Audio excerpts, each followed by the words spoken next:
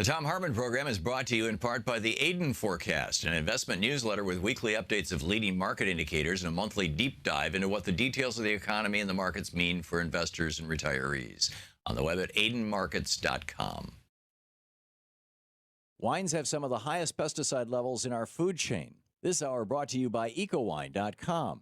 Pesticide-free wines, organic wines, imported from France by the Organic Wine Company, ecowine.com. The Thom Hartmann Program is brought to you in part by Super Beets. Super Beets are sourced from non-GMO beets, and they're packed with dietary nitrates, helping to produce nitric oxide for more energy, stamina, and support for healthy blood pressure levels naturally. For more information, call 800-223-8242 or visit freespeechbeets.com.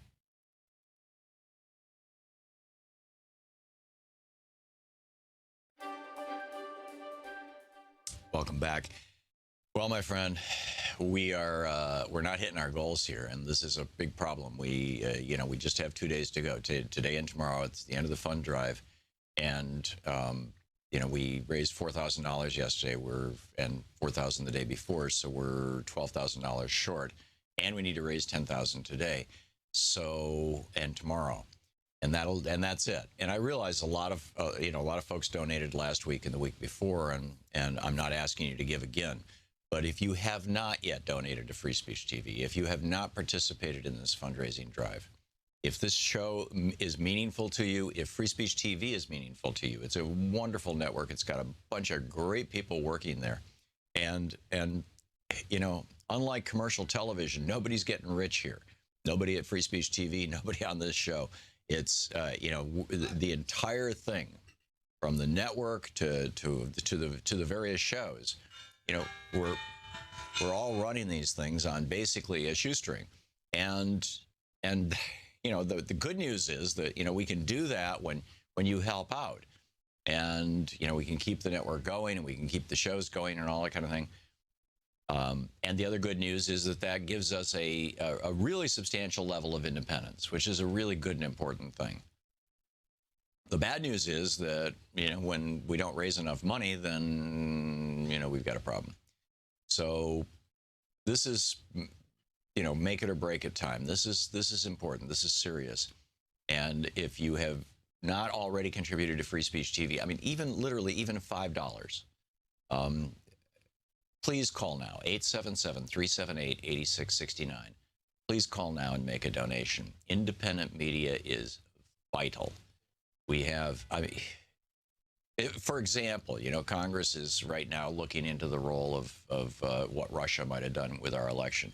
Well, that's an important thing. If Russia was messing in our election, or any country was messing in our election, we should damn well find out and do something about it. There should be consequences to that. But why is Congress, or for that matter, the media, not looking into the role of our corporate media in giving Donald Trump $5 billion worth of free airtime, literally running him for hours every day during the primaries and during the general election?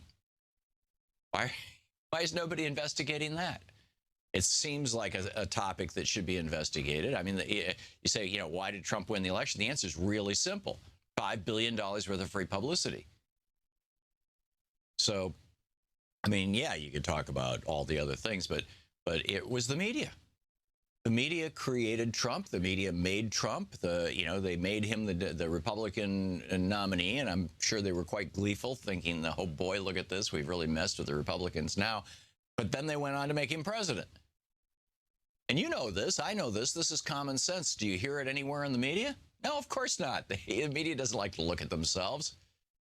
They don't want to talk about their role in this. Congress doesn't want to talk about it. They want to continue, these members of Congress, they want to continue going on the big network shows and, I'm a big shot here on the network show. So they're not going to point to the networks and what's going on. We need independent media in this country, and that's Free Speech TV. And we need Free Speech TV to grow so that more people can see Free Speech TV, so that more people can know the damn truth about what's going on in this country. So, pardon my obscenity, I feel really emphatic about this. This is important stuff, and it's important that we raise this money to keep this network going. With this program, if you mention our show when you call in, 877-378-8669, with a $60 gift or $5 a month for a year, you get a Free Speech TV water bottle. With a $120 gift or $10 a month for a year, you get a copy of my book, The Thom Hartmann Reader. With a $150 gift, you get that book, plus you get the Spirit of Standing Rock DVD, which is really cool. With a $240 gift or $20 a month for a year, you get the Spirit of Standing Rock DVD, the Free Speech TV water bottle, the Free Speech TV grocery bag, the Free Speech TV bumper sticker. With a $360 gift, you get the book, the Thom Hartmann Reader. You get the Free Speech TV grocery bag. You get the Free Speech TV hat, the Free Speech TV hand fan, the Free Speech TV bumper sticker, a whole bunch of Free Speech TV cool stuff. It's a swag bag, right? All kinds of great stuff. And with a $1,000 gift, come to Washington, D.C. I'll take you to lunch. We can spend an hour or thereabouts. There's a bunch of restaurants nearby. We can have pizza. We can go to Thai, whatever you'd like. But those are the premiums. But more important than what you can get is what you're already getting, which is this show and all the other great shows on this network, is just the existence of a network that has progressive programming. Just the existence of a network with progressive programming is a really important thing. It's a really vital part of the American media landscape. It's kind of tragic that it's come to this, that, we've got to fundraise and create our own network and keep this thing going, but here we are. Call now, please. Help us out. It's 877-378-8669. It's a really important day. It's almost the last chance. Call now. Thank you so much.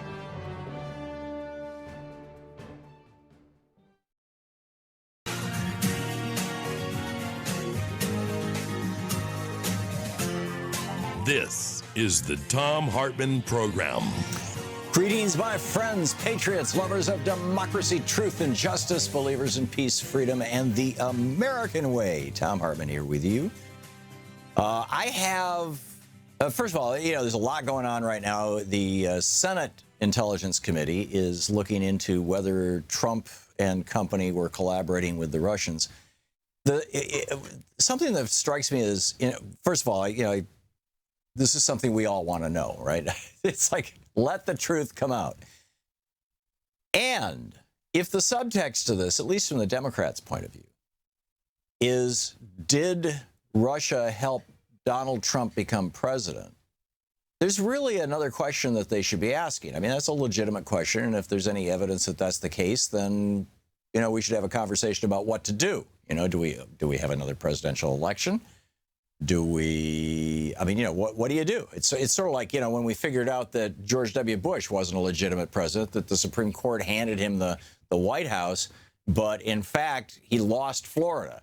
When the recount happened a year later, it was published in the New York Times. By any measure, Al Gore won Florida when they actually did the recount that the Supreme Court stopped. So there were some of us who were like, okay, it's a year into the presidency, and we now know that George W. Bush was not elected president of the United States. Al Gore was. So what do we do? Well, we did nothing.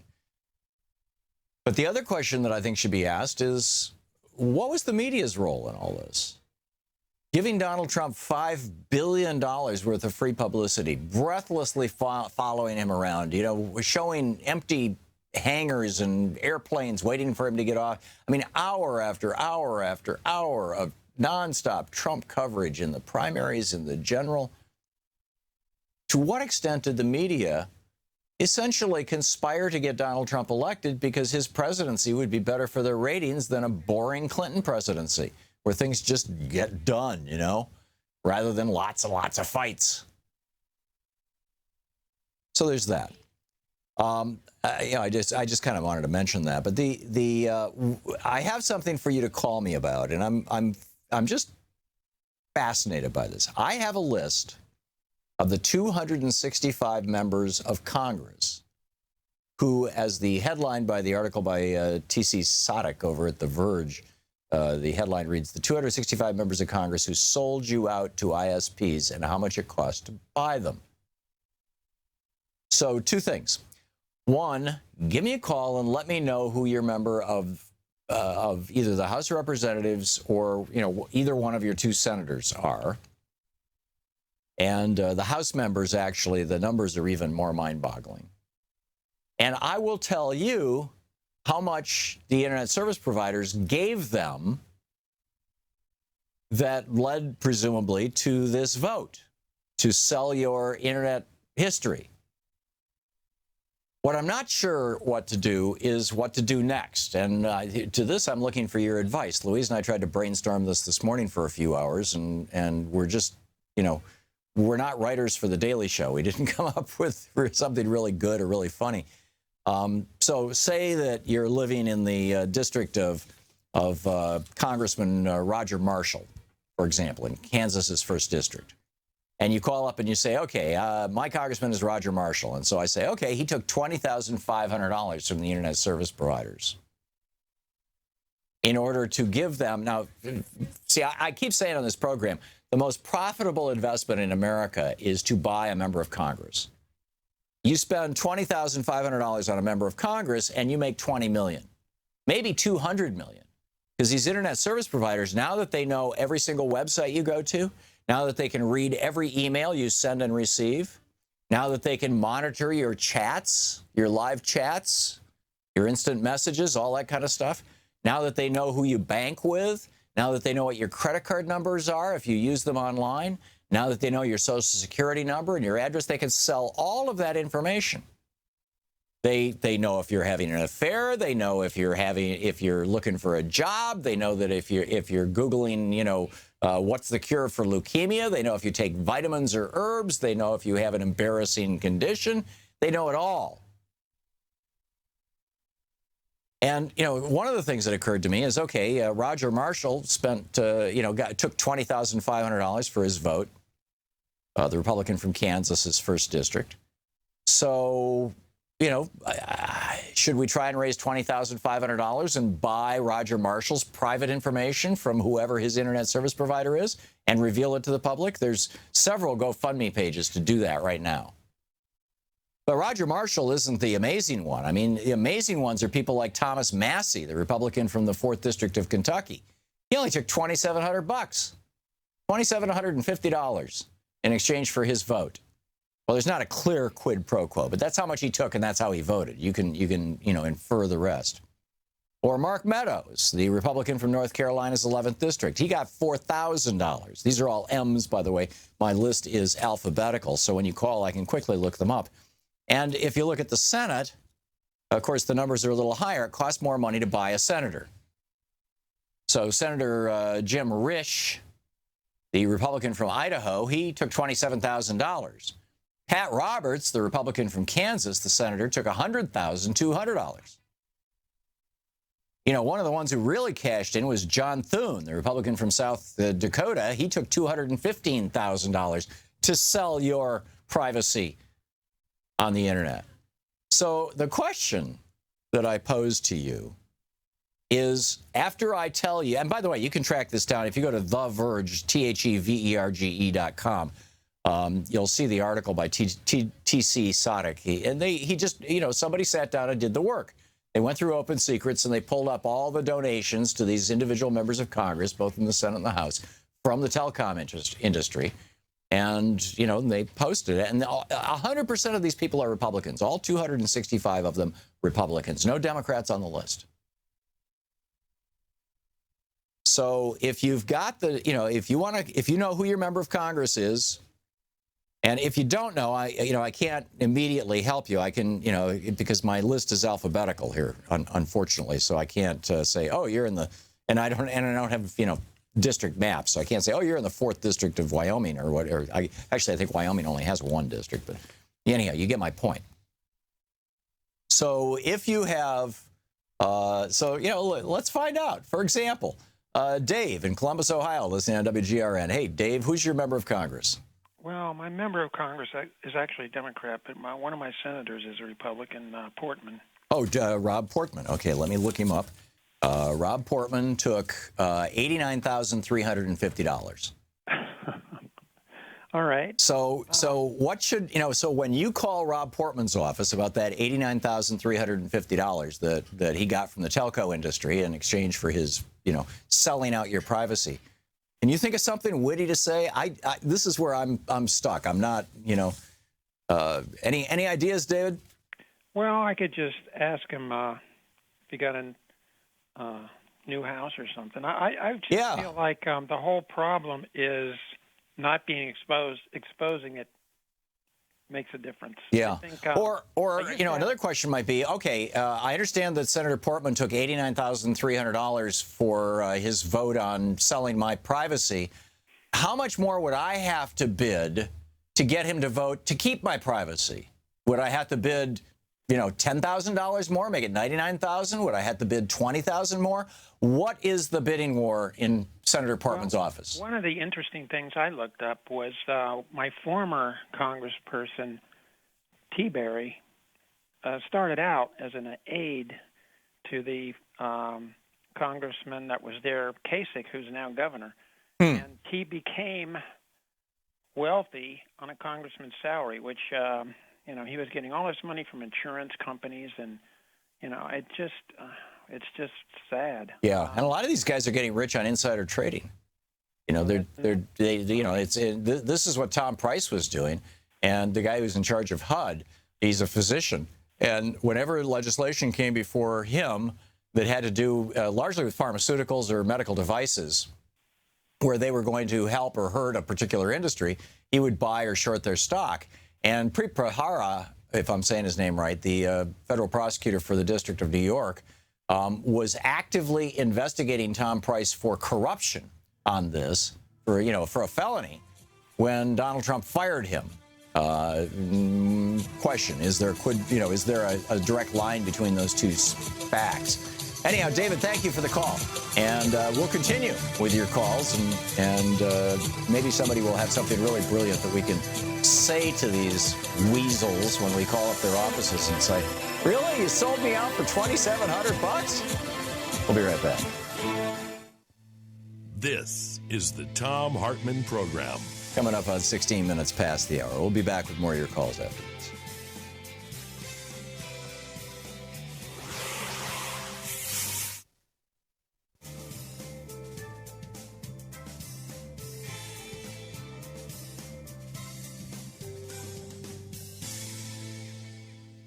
And welcome back. Omar in Herndon, Virginia. Hey, Omar, thanks for watching Free Speech TV. What's on your mind? Omar? Got to pot him up. Omar, are you there? No, Omar's not there. Okay, let's try John in Philadelphia, Pennsylvania, watching Free Speech TV. John, can you hear me? I can, and thank you for taking my call and doing what you do. I can hear you, too. Wanted to put an idea out there into the ether because I think messaging is something that helps. Mm-hmm. The right likes to dog on the liberal media. Maybe call it the neoliberal media, because that's the ideas that they're promoting. Right. Yeah, it's a good point. Another one, they're always talking about, illegal voters or illegal people, and maybe we should not just look at the census data, but maybe we should be breaking up our districts based on registered voters. If that's what the problem is, that can fix it. And then having a prison in your district doesn't make you as powerful. You don't have that voter base that you're not really looking out for, that you want in your district. Right. Then that would change a good deal, because we'd be going off of people who are registered to vote. Okay. All right. Good ideas all, John. Put out there. Good ideas all. Thank you very much for the call. Dina in West Wenatchee, Washington. Hey, Dina, thanks for watching Free Speech TV. What's up? I'm just calling in to check on my representative, okay. Dan Newhouse.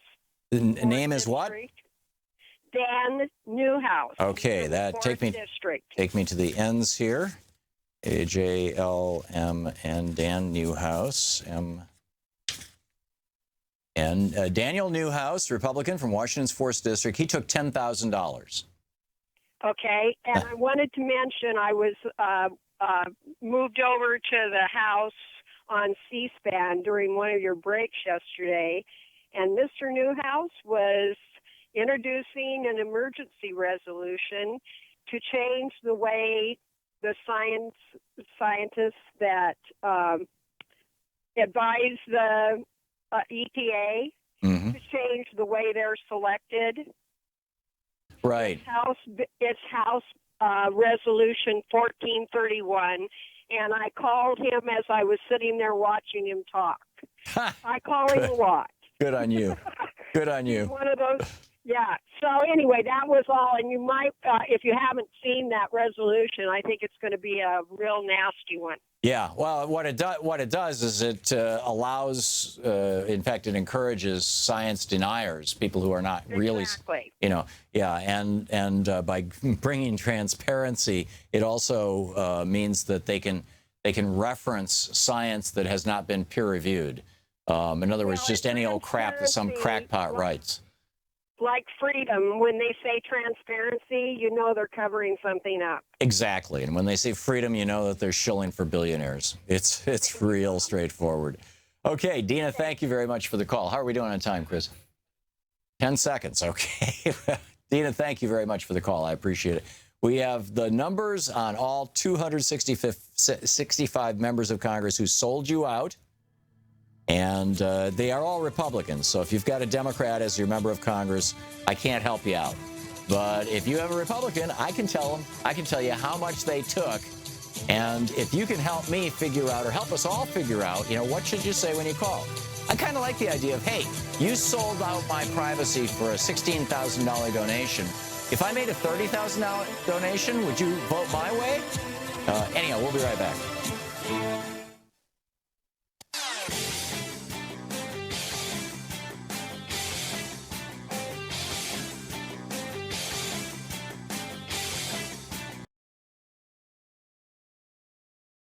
This year's election results have generated fear, sadness, and despair. In the days and months ahead, our democracy may face a crisis of historic proportions. But there is good news. There is good news. There is good news. Thousands of people are stepping forward in solidarity, resistance, and resolve. We join them. We join them. We join them. In standing with the most vulnerable communities among us. Those most likely to be targeted by new restrictions and policies. We will tell their stories here. Here. Here on Free Speech TV.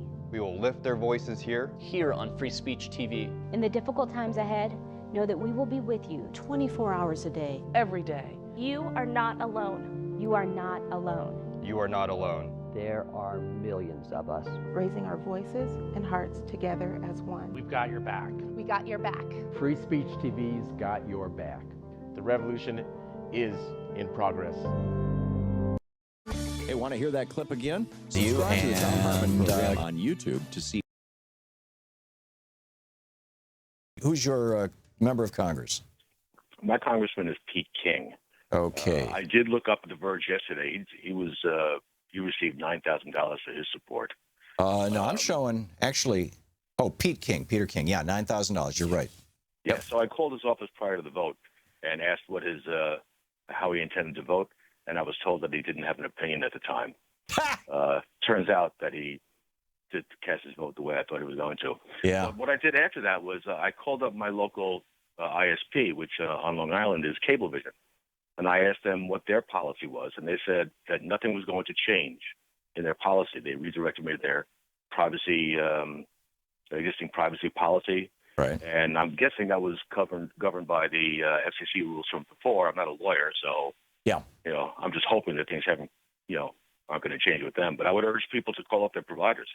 Yeah, well, you're going to have to probably wait a couple of weeks because this has to be signed into law by Trump, and then, it takes a little time for the law to take effect, and then, probably weeks, months, maybe even a year after it's taken effect, I'm guessing that pretty much all the for-profit ISPs in the country, there's some nice nonprofits, some smaller ISPs out there, and this might create space for them. The problem is that most of them can't get into your house, because in Europe, the way it works is, whoever owns the copper into your home has to lease that copper, or has to lease, the right to pass through that copper to any internet service provider. This is why there's like 300 different internet service providers just in France, and why the 100 MIP download speed and 20, 30 MIP upload speed that is expensive in the United States is like 15, 20 bucks in France, because there's so much competition. And back when it was over telephone lines, back when we used to use modems, audio modems, you could use AOL as your ISP, you could use CompuServe as your ISP, you could use, and then there were hundreds of internet service providers that popped up, because it was all, even if you had AT&T as your phone company, because the data, was going over a phone call, and the phone calls are by law part of Title II of the FCC. They're secure. The phone company can't listen in. But now that most people are getting it through their cable companies, the cable company is not required by law to allow any other internet service provider to offer internet services through that copper, through that wire, or through that fiber, for that matter, which they should. I mean, this is a simple competition thing. So now we've got these monopolies, and that's a real problem. Kieran, thanks a lot for the call. It's great to hear from you. Nick in Yorksville, Illinois. Hey, Nick, who's your congressman or woman? Hey, I live in Holtgren's district, and who? Randy Holtgren. Oh, with an H? Okay. Yeah, H. I checked. During the break, I was checking, and I actually. Yeah, he got $10,000 here in the Illinois 14th. He got $10,000. Yep. Now scroll down to Adam Kinzinger. Adam Kinzinger? Yep. HIJK. Next page. Like, Adam Kinzinger got $75,250. That's ridiculous. Yeah. It's. I'm thinking about calling him up. I like the previous caller. I called them up during their vote, and they were like, I presented it to them that, hey, these people can sell your information as well. Wherever you're at, it's not like you're immune being a congressperson. Yeah. And the response from the call taker was, well, we, like the other gentleman said, we don't have an opinion on it yet. Yeah. Right. Well, that could mean that they're still waiting for the check to clear from the internet service providers.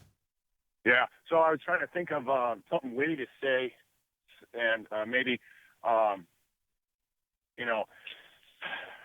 don't even, it's tough. It's how do you, because they have these, they have their. Well, there's that old Winston Churchillism, as I recall, or maybe it was somebody else's joke. I don't know, but whatever. Of you say, hey, you took $75,000 from the ISPs. Will you take $100,000 from me to vote against the ISPs? And if they say, no, we would never do that, you say, well, come on, we already know what you are. We're just negotiating the price. Yeah, that's a good one. I'm going to call him right now and do that. Yeah. Hang up with you. We're going to come up with something here. I've got a board full of calls from all over the country, people who and we're going to continue this right after the break. We're going to hit a break here in about 20 seconds. But it's just what's truly amazing to me, Nick, is how little some of these people took. Clay Higgins, the Republican from Louisiana's 3rd. Now, Louisiana's poor. I get that. He got $300 from the ISPs for his vote. This guy is up for sale for $300. I mean, that's amazing. Nick, thanks a lot for the call. And thanks for listening to AM 820 WCPT in Chicago. We'll be back with more of your calls right after this.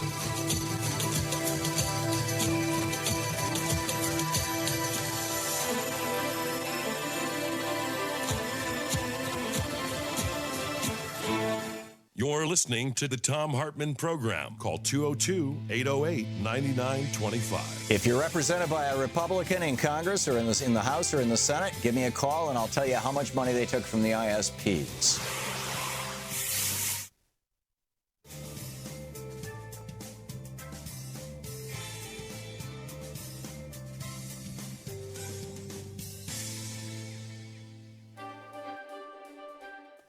Welcome back. Well, my friend, we're not hitting our goals here, and this is a big problem. We just have 2 days to go. Today and tomorrow, it's the end of the fund drive, and we raised $4,000 yesterday.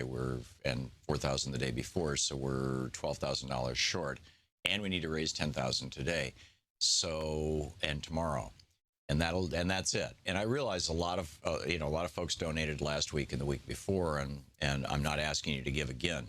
But if you have not yet donated to Free Speech TV, if you have not participated in this fundraising drive, if this show is meaningful to you, if Free Speech TV is meaningful to you, it's a wonderful network. It's got a bunch of great people working there. And you know, unlike commercial television, nobody's getting rich here. Nobody at Free Speech TV, nobody on this show. It's, you know, the entire thing, from the network to the various shows, you know, we're all running these things on basically a shoestring. And you know, the good news is that, you know, we can do that when you help out. And, you know, we can keep the network going and we can keep the shows going and all that kind of thing. And the other good news is that gives us a really substantial level of independence, which is a really good and important thing. The bad news is that, you know, when we don't raise enough money, then, you know, we've got a problem. So this is, you know, make it or break it time. This is important. This is serious. And if you have not already contributed to Free Speech TV, I mean, even literally even $5, please call now, 877-378-8669. Please call now and make a donation. Independent media is vital. We have, I mean, for example, you know, Congress is right now looking into the role of what Russia might have done with our election. Well, that's an important thing. You know, if Russia was messing in our election, or any country was messing in our election, we should damn well find out and do something about it. You know, there should be consequences to that. But why is Congress, or for that matter, the media, not looking into the role of our corporate media in giving Donald Trump $5 billion worth of free airtime? Literally running him for hours every day during the primaries and during the general election. Why is nobody investigating that?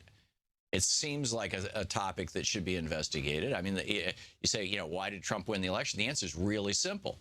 $5 billion worth of free publicity. So, I mean, yeah, you could talk about all the other things, but it was the media. The media created Trump. The media made Trump. You know, they made him the Republican nominee, and I'm sure they were quite gleeful, thinking, oh boy, look at this. We've really messed with the Republicans now. But then they went on to make him president. And you know this. I know this. This is common sense. Do you hear it anywhere in the media? No, of course not. The media doesn't like to look at themselves. They don't want to talk about their role in this. Congress doesn't want to talk about it. They want to continue, these members of Congress, they want to continue going on the big network shows and, you know, I'm a big shot here on the network show. So they're not going to point to the networks and what's going on. We need independent media in this country, and that's Free Speech TV. And we need Free Speech TV to grow so that more people can see Free Speech TV, so that more people can know the damn truth about what's going on in this country. So, pardon my obscenity, I feel really emphatic about this. This is important stuff, and it's important that we raise this money to keep this network going. With this program, if you mention our show when you call in, 877-378-8669, with a $60 gift or $5 a month for a year, you get a Free Speech TV water bottle. With a $120 gift or $10 a month for a year, you get a copy of my book, The Thom Hartmann Reader. With a $150 gift, you get that book, plus you get the Spirit of Standing Rock DVD, which is really cool. With a $240 gift or $20 a month for a year, you get the Spirit of Standing Rock DVD, the Free Speech TV water bottle, the Free Speech TV grocery bag, the Free Speech TV bumper sticker. With a $360 gift, you get the book, the Thom Hartmann Reader. You get the Free Speech TV grocery bag. You get the Free Speech TV hat, the Free Speech TV hand fan, the Free Speech TV bumper sticker, a whole bunch of Free Speech TV cool stuff. You know, it's a swag bag, right? All kinds of great stuff. And with a $1,000 gift, come to Washington, D.C. I'll take you to lunch. We can spend an hour or thereabouts. There's a bunch of restaurants nearby. You know, we can have pizza, we can go to Thai, whatever you'd like. But those are the premiums. But more important than what you can get is what you're already getting, which is this show and all the other great shows on this network, is just the existence of a network that has progressive programming. Just the existence of a network with progressive programming is a really important thing. It's a really vital part of the American media landscape. It's kind of tragic that it's come to this, that, you know, we've got to fundraise and create our own network and keep this thing going, but here we are. Call now, please. Help us out. It's 877-378-8669. It's a really important day. It's almost the last chance. Call now. Thank you so much.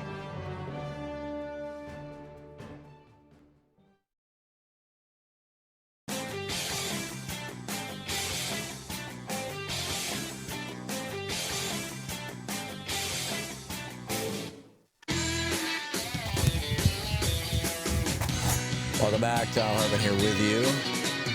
We are checking out who took what, and we're soliciting ideas for what to say, if you can get a hold of them.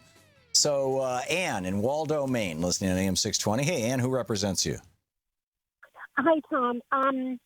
Well, I have two. So it would be Susan Collins. Okay, hang on just a second. She's in the Senate. Let me look up Susan Collins. She took $57,500. Oh no, wait a minute. That's Chris Collins. I'm still looking at the House. Let me get to the Senate. I'm sorry. That was a member of the House. Collins. Susan. She took $57,550. And the other Republican would be Bruce Poliquin. And that's in Congress, and it's spelled with a C? I'm sorry, Bruce, Poliquin. Oh, P, okay. P as in Peter. Poliquin. There he is, right here. Bruce Poliquin. He represents Maine's 2nd District. He took $47,500. Oh dear. Okay. So we just for an aside, there's a group in Maine called Mainers for Accountable Leadership, and they have a tracker program that they've instituted. So when you call legislators, you can fill out a quick questionnaire, what you've called about, who you spoke to, and I'm going to call them again today. I call them every day about an issue of concern that I have. So I want to know how many people have actually called these offices and asked for them to pass this particular type of legislation.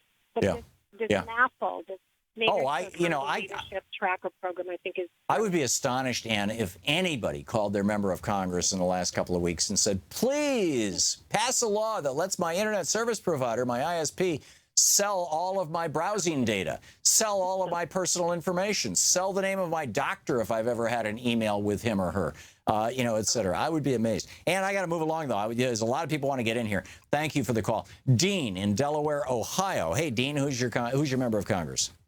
Tom, hey, how you doing? Good. You already said him, Dubai, or his name. It took like $8,000. Oh, okay. All right. So my solution to this problem is the fact that our government was established because the people couldn't be at one place at one time to voice their opinions of what they wanted. So we elected these representatives to elect us. But in December 23rd, 1913, we signed in the Federal Reserve Act, which allowed... Yeah, Dean, that's completely off topic. We'll talk about it another time. Melissa in Riverview, Florida. Hey, Melissa, who's your member of Congress? Hi, Tom. I can't wait to hear this one. Senator Marco Rubio. Oh, Mr. Rubio. Let's see here. LMNOPQR. Looking for him. Rubio, Marco. He took $75,535. Wow. I can't say I'm surprised, but wow. Yeah. Yeah, see, the senators are typically more expensive than the members of the House. I would guess the average senator probably took around $80,000 or $90,000, although there's a few who didn't take so much. I mean, John Hoeven took $25,000. Jeff Flake only took $27,000. But then you got some who, really hit the jackpot. Mitch McConnell took $251,000, $251,110. Anyhow, Melissa, thank you for that. Moving along here, Bill in Austin, Texas. Who represents you, Bill? Yes, Michael McCall doesn't represent me, but he's the one that's taking up there. I'm sorry, say it again? Michael McCall. McCall, M-C... A-U-L. It's funny, I'm not MC... Oh, here it is. Michael McCall, 10th District of Texas. He took $37,200. I'm going to ask him, since he's the richest man or one of the richest men in Congress, why he needed $37,000 so badly that he had to sell me out. Yeah, it's a great question. Particularly since he made his money the old-fashioned way, he married it. Yeah. All you know is owns the Clear Channel Communications. Oh, geez. The real rich man in the world. Yeah. But I'm going to ask Mike, by the way, Austin was gerrymandered into 5 different districts to get rid of Lloyd Doggett, who voted, by the way, against this bill. Right. It's, yeah. The other 4 that gerrymandered into Austin, all 4 of them Republicans. Right. Of course, voted for the bill. They're trying to dilute the progressive vote. But, Bill, I got to move along. A bunch of people have the question of their representative. I want to do these real quickly if I can. Donald in Aurora, Illinois. Hey, Donald, who represents you? I was trying to find that on I can't find it at all.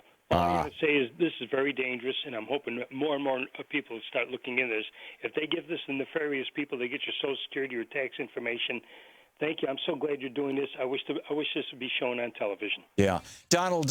Let's see. You're in Illinois. You've got 2 senators. One of them is a Democrat. Isn't the other one a Republican? That's what I was trying to find out. I don't know. Okay. I mean, I was looking at Dick Durbin and Sammy Duckworth. They're not my. That's who I was looking at. Oh, if they're your senators, they're both Democrats. They voted against it, so they didn't take any money on this thing. Oh, so, that's good to know. Yeah, definitely. Donald, thanks for the call. Jamie in Newton, Iowa. Who represents you, Jamie? Well, I have 2, Chuck Grassley and Joni Ernst, and I'm wondering if there's a website I can go to try to find out the rest of our congressmen around Iowa. You mean like who represents what districts and all that kind of thing? Right, exactly. Yeah, your state website for Congress. I'm not real sure. I know that there's a government page that lists all that. I'm just not sure exactly where it is. Okay, so, but I mean, I'm wondering about the donations. Is there a place online where I can find out? Oh, opensecrets.org. Opensecrets.org? Yeah, that's where this information came from. So, and it was compiled over at theverge.com. So anyhow, your senators in Iowa are Chuck Grassley. Let's see, Grassley, ABCD. Yeah, Chuck Grassley took $74,522. Wow. And oh, wait a minute, I'm sorry, that was Lindsey Graham. Grassley. Chuck Grassley took $135,125. Oh, holy Toledo. Yeah. And what's amazing is by giving him $135,000, these internet service providers are going to make hundreds of millions of dollars. I mean, what a great investment, Could you look up Joni Ernst real quick? Sure. Joni Ernst took $28,200. Wow. Tom, okay. Thank you very much for your You're time. welcome. Thanks, Jamie. Thanks for the call. Kay in Sunset, Texas. Who represents you? Well, I have Ted Cruz and also John Cornyn. Okay, let's see here. Ted Cruz took $40,840. And John Cornyn took $148,800. Good grief. Yeah. These senators are cleaning up. My husband works for a major company that they do a lot of online, business with other people in other countries. What do they have to say about, corporations that have employees that are on the internet and doing,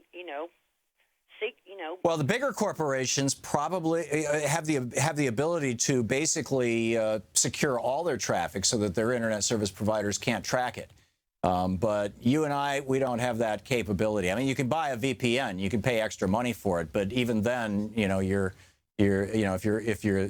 basically your VPN is simply replacing your internet service provider, and if they ever go under, or if they, whatever, it's it can be problematic.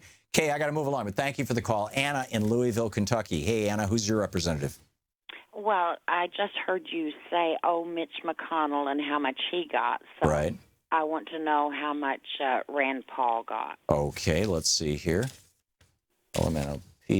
Rand Paul was one of 2 senators who did not vote. So we don't have he did not vote yes or no. He didn't show up for the vote. So okay. So I don't have him on the list. I'm sorry. Well, all right. Thank you, Anna. Tim in Mattawan, Michigan. Hey, Tim, who represents you? Fred Upton, and I'd like you to go back 10 years and give me a grand total. Okay, I can't do that, Fred, because I don't have the database in front of me. I just have this printout from The Verge. But you can find that over at opensecrets.org, and they will give you that by group, by industry. Fred Upton took, he represents Michigan 6th. He took $108,250. Whoa. Yeah. Yeah, there you go. Tim, thanks for the call. Lori in Ladera Ranch, California. Who represents you, Lori? Daryl Isa. Oh, my goodness. Yeah. H-I-J-K-L-M-N-O. I got to go back a page here. It's a long list. It's a 16-page list.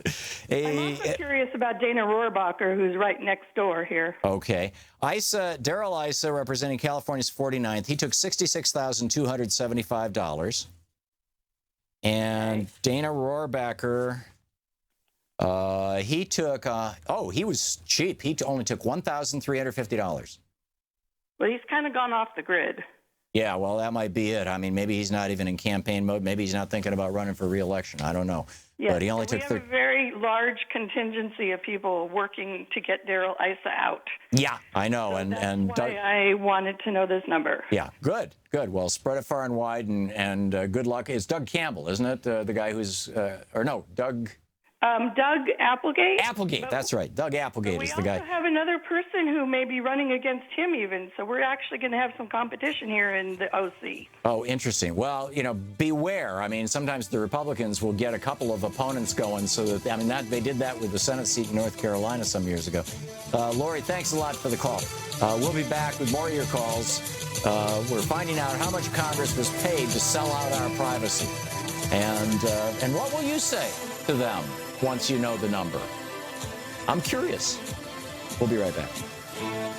You're listening to Thom Hartmann. Visit thomhartmann.com for audio and video archives. More of your calls in just a second.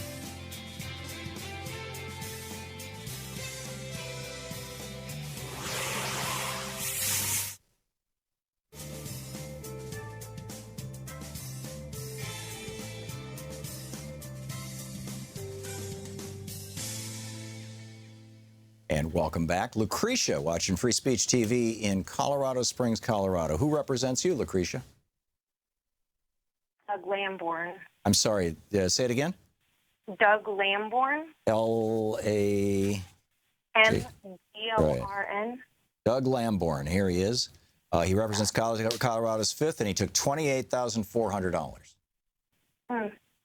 So, yeah. Thank you. Relatively cheap. Thank you, Lucretia. John in Missoula, Montana. Who represents you, John? Senator Steve Daines. How do you spell his last name? D-A-I-N-E-S. Oh, here he is, Daines. He took $38,700. Huh. He took $48,600 from Betsy DeVos to vote for her. Oh, really? Wow. Yeah. Wow. Yeah. And he's the one that tried to shut Elizabeth Warren down when she was doing the Coretta Scott King letter. Oh, my. So, yeah, he's a wonderful fella. You got a toxic senator there. John, thanks for the call. Doug in Goodyear, Arizona. Hey, Doug. Thanks for watching Free Speech. I'm sorry, say it again. How you doing? Good. I am in Arizona where Jeff Flake, I understand he sponsored this legislation. Yes, he was one of the co-sponsors, and Jeff Flake took $27,955. Yeah, well, something I've always wanted to ask when things like this come up is, don't you feel like a sucker? I mean, you've got $27,000. You sponsored this legislation, and who is it in North Dakota? Got $200,000? Yeah. I mean, yeah, Mitch McConnell, he's beating them all out. It's amazing. Doug, thanks for the call. I got to keep moving along here. Carol in Monessen, Pennsylvania. Hey, Carol, who represents you? Hi, Tom. I want to know how many pieces of silver I was sold out for. Okay. I have Pat Toomey. Oh, yeah, in the Senate. Okay, let's see. Hang on just a second here. Pat Toomey took $143,456. Wow. Yeah. I hope it's worth it. I do too. And the $6 at the very end, that's got me scratching my head. It's $143,456. Okay. Wow. Yep. They never quit. Okay, my pleasure. Thank you, Carol. McWayne in Chino Valley, Arizona. Hey, McWayne, who represents you? Well, we've heard about Flake, McCain, and Rep. Gosar. Okay, let's look up John McCain. John McCain took $84,125. And then Gosar, you said, was your congressman? G-O-S-A-R. Paul Gosar, he represents Arizona's 4th. He only took $2,000. Whoa. Yeah, this guy's for sale for cheap. I mean, maybe you can buy him. It's not witty, but I'm reminded of something Hitler's credited with saying that every man has his price. You'd be surprised how cheap some of them are. Yeah. Well, I think on the cheap end, we're talking a whore, and on the higher end, we're talking prostituting oneself, eh? Or call girl. But that's kind of an insult to working women. I mean, by working women, I mean, prostitutes. At least they're upfront about their business, right? These guys are pretending that they're not doing pay for play, and that's pretty pathetic. McQueen, thanks a lot for the call. Great to hear from you. By the way, your calls today on this topic, anyway, will not count against being on the air once a week. So feel free. We'll be right back with more of your calls after this.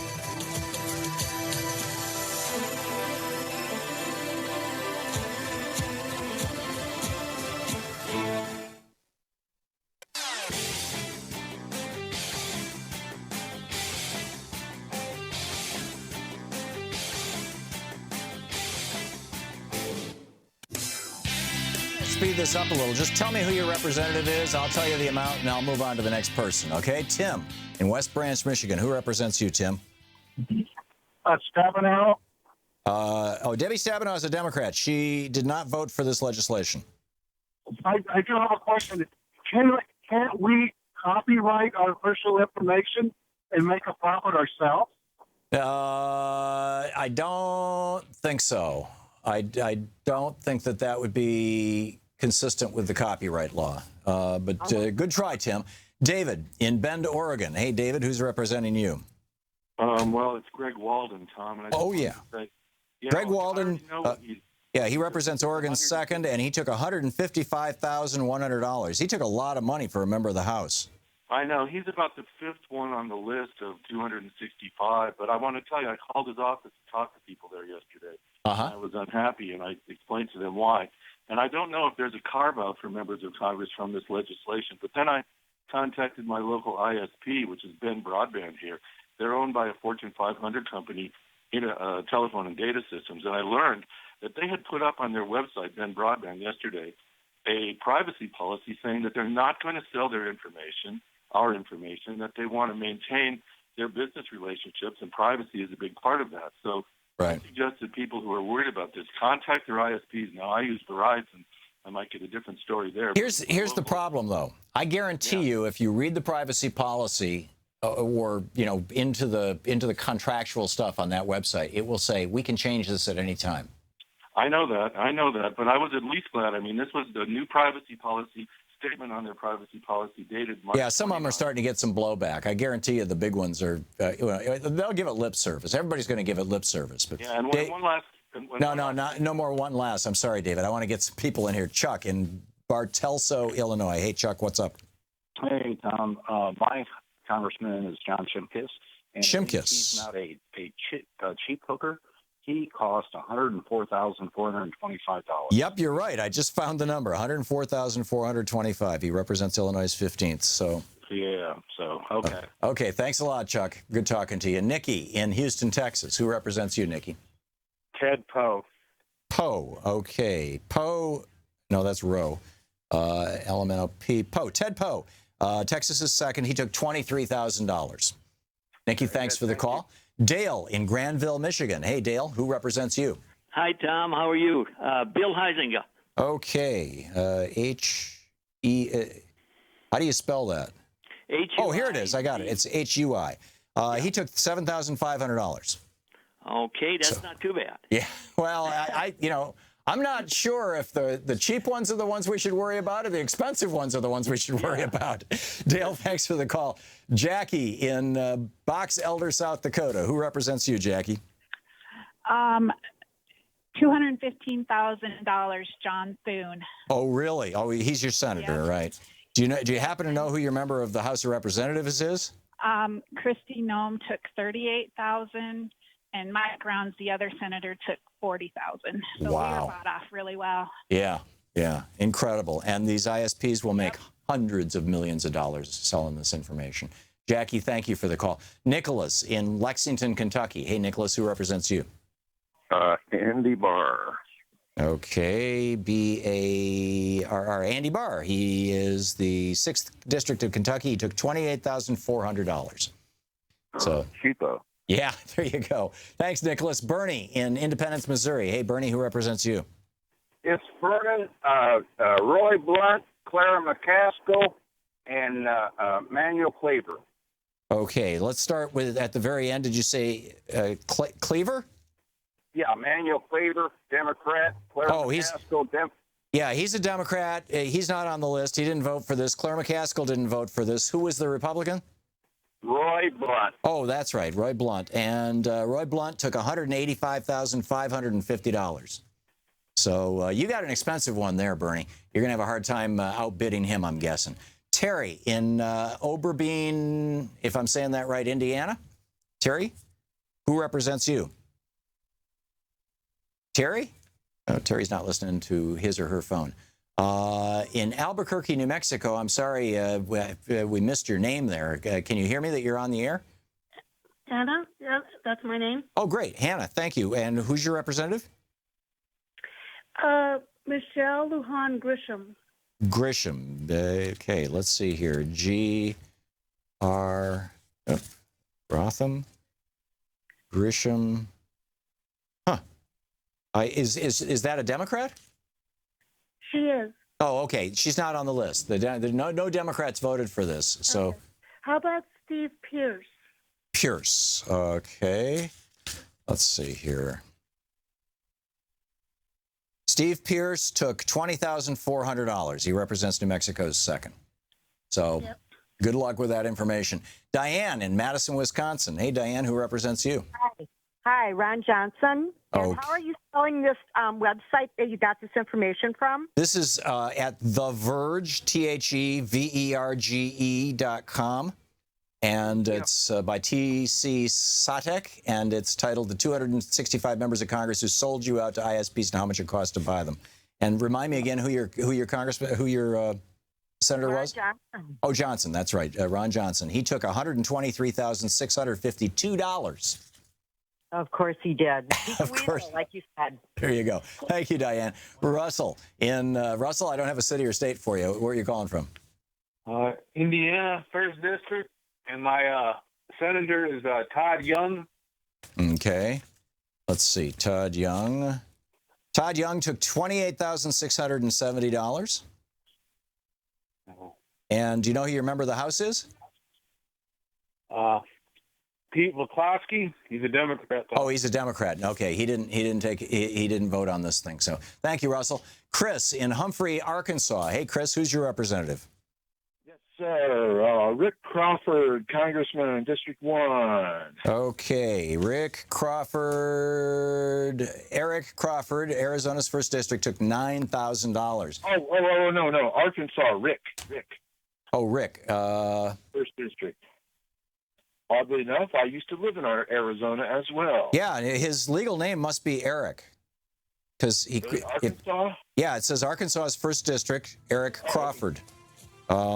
So he probably calls himself Rick, but his legal name is Eric, and he took $9,000. So, Chris, thanks a lot for the call, and, let us know what happens when you call your members and, what they have to say. And also, you can tell the stories. We've got Louise has a thread going over at our Thom Hartmann Facebook page, and you can post over there what you learned when you called them. We'll be back in just a minute. You're listening to Thom Hartmann.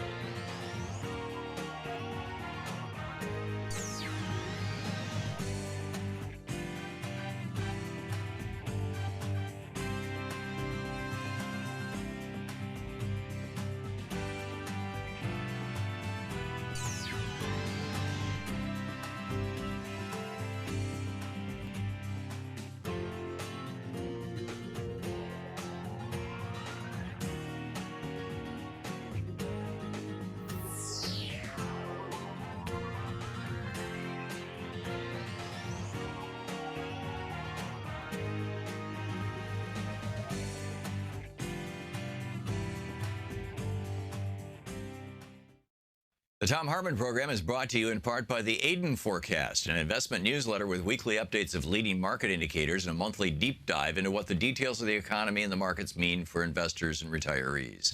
On the web at aidenmarkets.com. Wines have some of the highest pesticide levels in our food chain. This hour brought to you by ecowine.com. Pesticide-free wines, organic wines, imported from France by the organic wine company, ecowine.com. The Thom Hartmann Program is brought to you in part by Super Beets.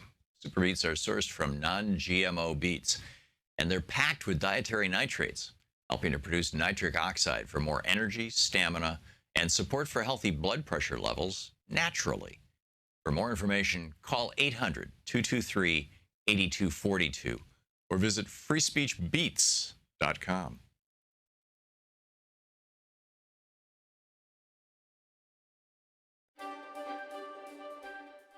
Welcome back.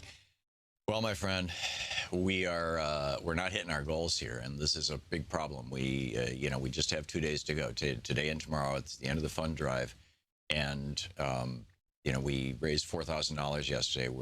And $4,000 the day before, so we're $12,000 short, and we need to raise $10,000 today, and tomorrow. And that's it. And I realize a lot of folks donated last week and the week before, and I'm not asking you to give again.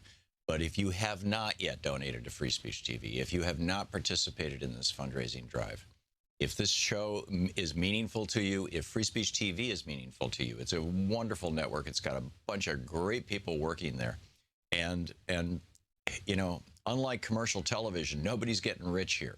Nobody at Free Speech TV, nobody on this show. It's the entire thing, from the network to the various shows. We're all running these things on basically a shoestring, and the good news is that we can do that when you help out, and we can keep the network going, and we can keep the shows going, and all that kind of thing. And the other good news is that gives us a really substantial level of independence, which is a really good and important thing. The bad news is that, when we don't raise enough money, then, we've got a problem. So this is, make it or break it time. This is important. This is serious. And if you have not already contributed to Free Speech TV, I mean, even $5, please call now, 877-378-8669. Please call now and make a donation. Independent media is vital. We have, for example, Congress is right now looking into the role of what Russia might have done with our election. Well, that's an important thing. If Russia was messing in our election, or any country was messing in our election, we should damn well find out and do something about it. There should be consequences to that. But why is Congress, or for that matter, the media, not looking into the role of our corporate media in giving Donald Trump $5 billion worth of free airtime, literally running him for hours every day during the primaries and during the general election? Why is nobody investigating that? It seems like a topic that should be investigated. I mean, you say, why did Trump win the election? The answer is really simple. $5 billion worth of free publicity. So, I mean, yeah, you could talk about all the other things, but it was the media. The media created Trump. The media made Trump. They made him the Republican nominee, and I'm sure they were quite gleeful, thinking, oh boy, look at this. We've really messed with the Republicans now. But then they went on to make him president. And you know this. I know this. This is common sense. Do you hear it anywhere in the media? No, of course not. The media doesn't like to look at themselves. They don't want to talk about their role in this.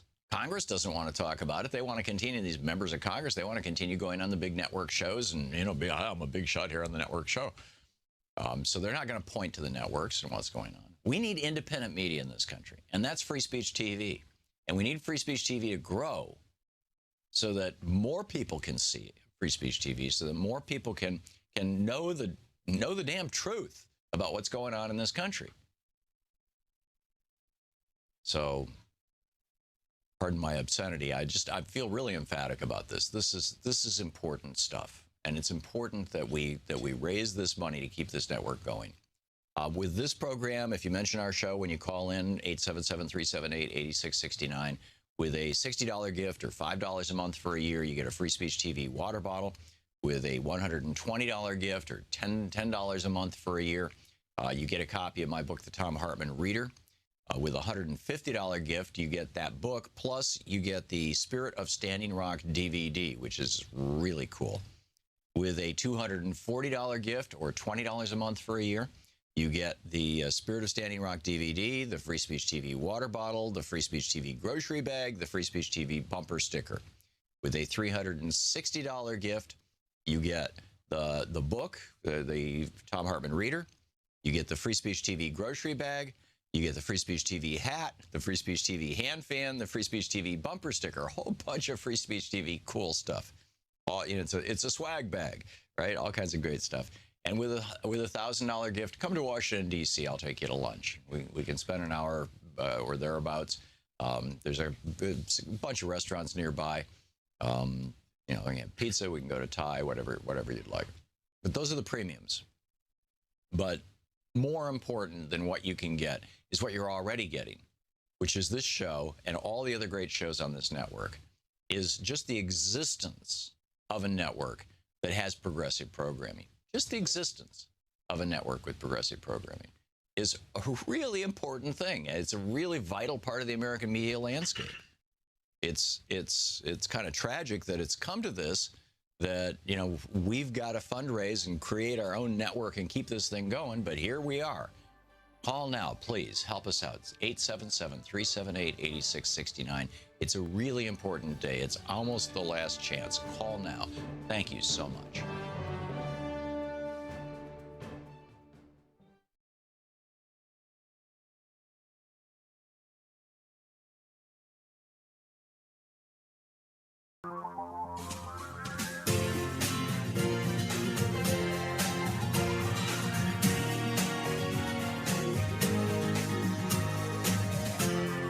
This is the Thom Hartmann Program. Welcome back. Thom Hartmann here with you. And on the line with us is Michael Kokorin, journalist, contributor to Truth Out, The Nation, and others. And you can tweet him at MCORCORAN3 or at Truth Out. And, of course, the website, truthout.org. Michael, am I saying your last name right? Yeah, Corcoran. Corcoran is the best way to pronounce it. Yeah, my apologies. So that's quite all right. You wrote this absolutely brilliant piece. I read this and just, with my jaw on the floor. The DLC lives. This is the Democratic Leadership Council, the thing that Bill Clinton and Al Fromm created back in the day, back in the waning days of the George Herbert Walker Bush administration. And in the subtitle, Third Way Democrats are trying to push the party rightward. What's going on here with regard to these, I guess neoliberals is the word, who are trying to recapture their power in the Democratic Party? What's going on? Yeah, well, I guess we should probably talk about the one moment that people look at as a watershed moment, and perhaps they put too much stock in it, but that is in 2011, the Democratic Leadership Council, which you just explained, advocates a pro-corporate agenda within the Democratic Party. They wanted to free the party up from the reliance on unions and other single-issue groups. Environmentalists, for God's sake. Exactly, right. Yeah. So they actually dissolved in 2011, and understandably, people were happy, progressives anyways, the left. And they were excited, and they thought maybe this meant the end of the era of triangulation, and that all that is over. But meanwhile, Third Way, which had been in existence already at that point for about 8 years, was still working and doing the same agenda by and large.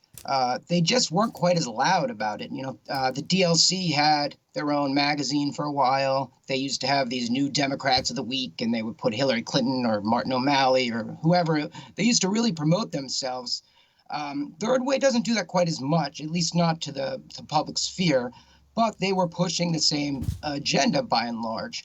And this was going on, and people that followed the news closely, I'm sure some followers of your program were aware of Third Way's existence. But in particular, since the Trump election, they've really upped their involvement in trying to influence the direction of the party. I think they sense, because the Trump election has put the Democrats in a form of crisis. What do we do next? That maybe they can ramp up their influence. So they've been doing more work lately, and if you want, I can describe what some of that work is. Sure, go for it. So, in particular of note is after the election, they announced a new blue campaign, and it is basically $20 million to have to put behind the DLC agenda, or the third way agenda, which is pro-corporate. They want the party to try to widen its tent and shun populism. In fact, the language they use is, we shouldn't counter Trump's populism, and I'm paraphrasing, with a populism of our own. And so they're putting $20 million into this campaign, the new blue campaign. And what I found interesting about that is one of my editors had mentioned that there was a piece on Truth Out from 2008. And back then they had an annual budget of $4.5 million. And now they're spending $20 million on this one campaign alone. So it's really interesting to see them up their spending. And so in addition to that campaign, they've also recently released a paper which basically argues that, they call it demography does not equal destiny, but it basically argues what you might expect, that the electorate isn't as liberal as people think, that millennials aren't as liberal as people think, and therefore we need to appeal to independence, we need to avoid populism, and so on. And they're really, they're really putting a lot of emphasis behind it on social media, by their standards anyways, and it's getting picked up, of course, by the mainstream media, which is, oftentimes likes to embrace the third way agenda. It sort of fits in with the narrative that they often go with. So it's a pretty interesting strategy by Third Way and their allies, and it's something I think progressives should keep an eye on. Yeah. Now, the original, having read Al Fromm's book, where he that was published back in the early 90s, where he was bragging about this stuff. Essentially, the argument at that time was the Democratic Party is dying because labor has been killed by Reaganism. Labor used to be the major funder of the Democratic Party. And so we've got to find money someplace else, the assumption being we've got to have a lot of money in order to win elections. And if we're going to have to go to corporate America, let's at least go to the clean corporations, the banks and service companies and things like that, rather than the fossil fuel companies and the military companies that the Republicans seem to be in bed with. It seems that the Sanders campaign, if nothing else, kind of blew that up. It is possible to run even for president and not take a penny of corporate money. Is that still the rationale, or are they now saying that their policy prescriptions, no popular, I'm not sure what no populism means, but I'm assuming that in terms of policy, for example, because they're taking money from presumably health insurance companies, that they wouldn't want to go with single payer. They'd rather, maintain something like Obamacare. Is that how it's playing out? And what are the other policy areas where we can see the influence of the third way DLC corporate Dems? Yeah, so you're right. They do fight battles on two fronts. There's policy, and then there's also their kind of general agenda about how to raise money, who to ally with. Third Way now is just awash in almost all Wall Street money. I mean, you look at their board, which is responsible for most of their fundraising. They're from J.P. Morgan Chase, from Arrowgrass Capital Partners, from Warburg Pincus. It's all financial services. So I think, first and foremost is that they are representing corporate interest and want to use the Democratic Party as a vehicle to do that. So the policy issues are, I think, serving that agenda first and foremost. I don't think of it as some kind of ideological, they have some strong ideological passion behind it. So that's one goal. Another goal, of course, is they have argued that this is more likely to win you elections. And that was certainly what Al Fromm was saying back in the 80s. And they're saying that now. In fact, in 2015, they issued a paper warning the Democratic candidates not to use rhetoric about inequality and instead focus on innovation in the economy and not to try to tap into anger at Wall Street. So by and large, I think their policy prescriptions are designed to satiate their financial backers and the people they want the Democratic Party to ally with. And as I quoted Steve Marr in my article, in many ways, the DLC won that battle. I mean, the Democratic Party, they they rely on corporate money. Yeah, it became the DLC, but not the entire they thing. want that. Yeah. You still got a very aggressive progressive caucus, though. It's one of the largest caucuses in Congress. So there are some holdouts. But Michael Corcoran, you can read it over at truthout.org. The Third Way Democrats are trying. The title is "The DLC Lives." Michael, thank you. Yeah, thanks a lot. I appreciate it. Good talking with you. This is the Thom Hartmann Program. The title of the article, "The DLC Lives, Third Way Democrats are trying to push the party rightward." You can read it over at truthout.org. We'll be back with your calls and my thoughts and the news of the day right after this.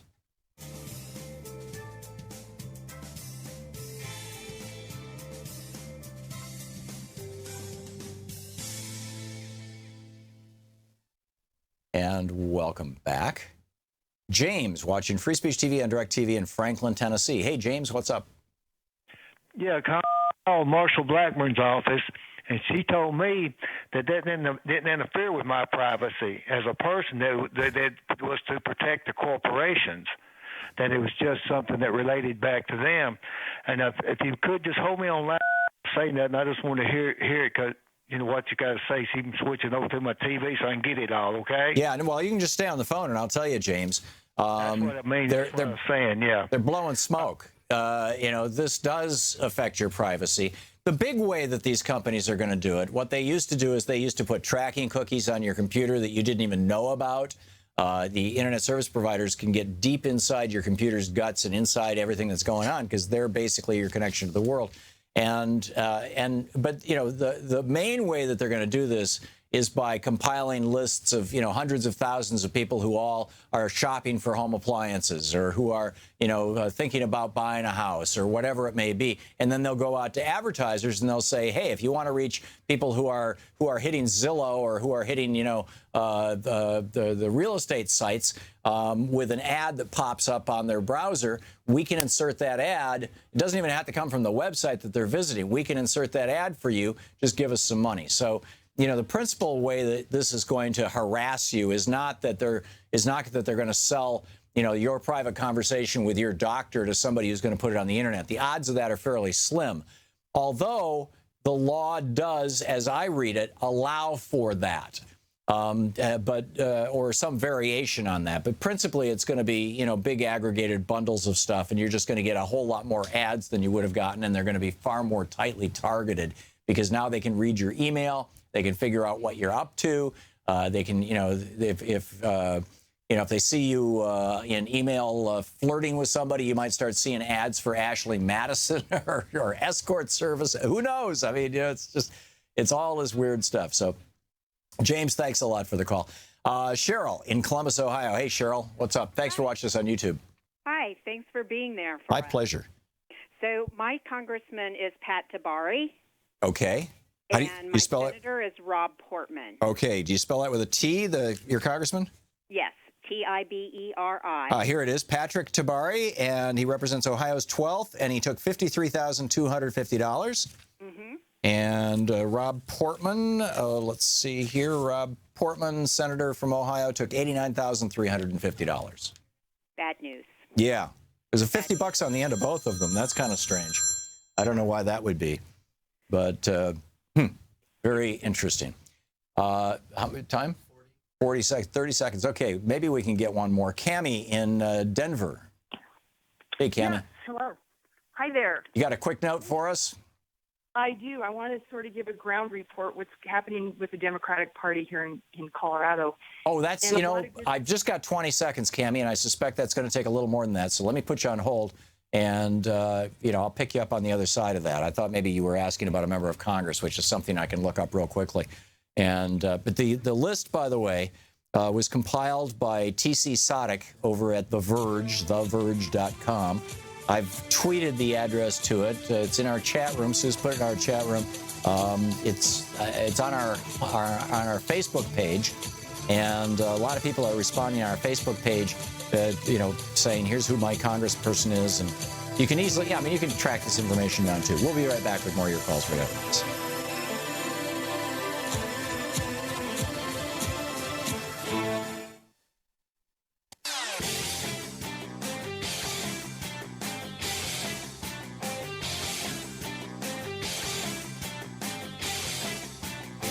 This year's election results have generated fear, sadness, and despair. In the days and months ahead, our democracy may face a crisis of historic proportions. But there is good news. There is good news. There is good news. Thousands of people are stepping forward in solidarity, resistance, and resolve.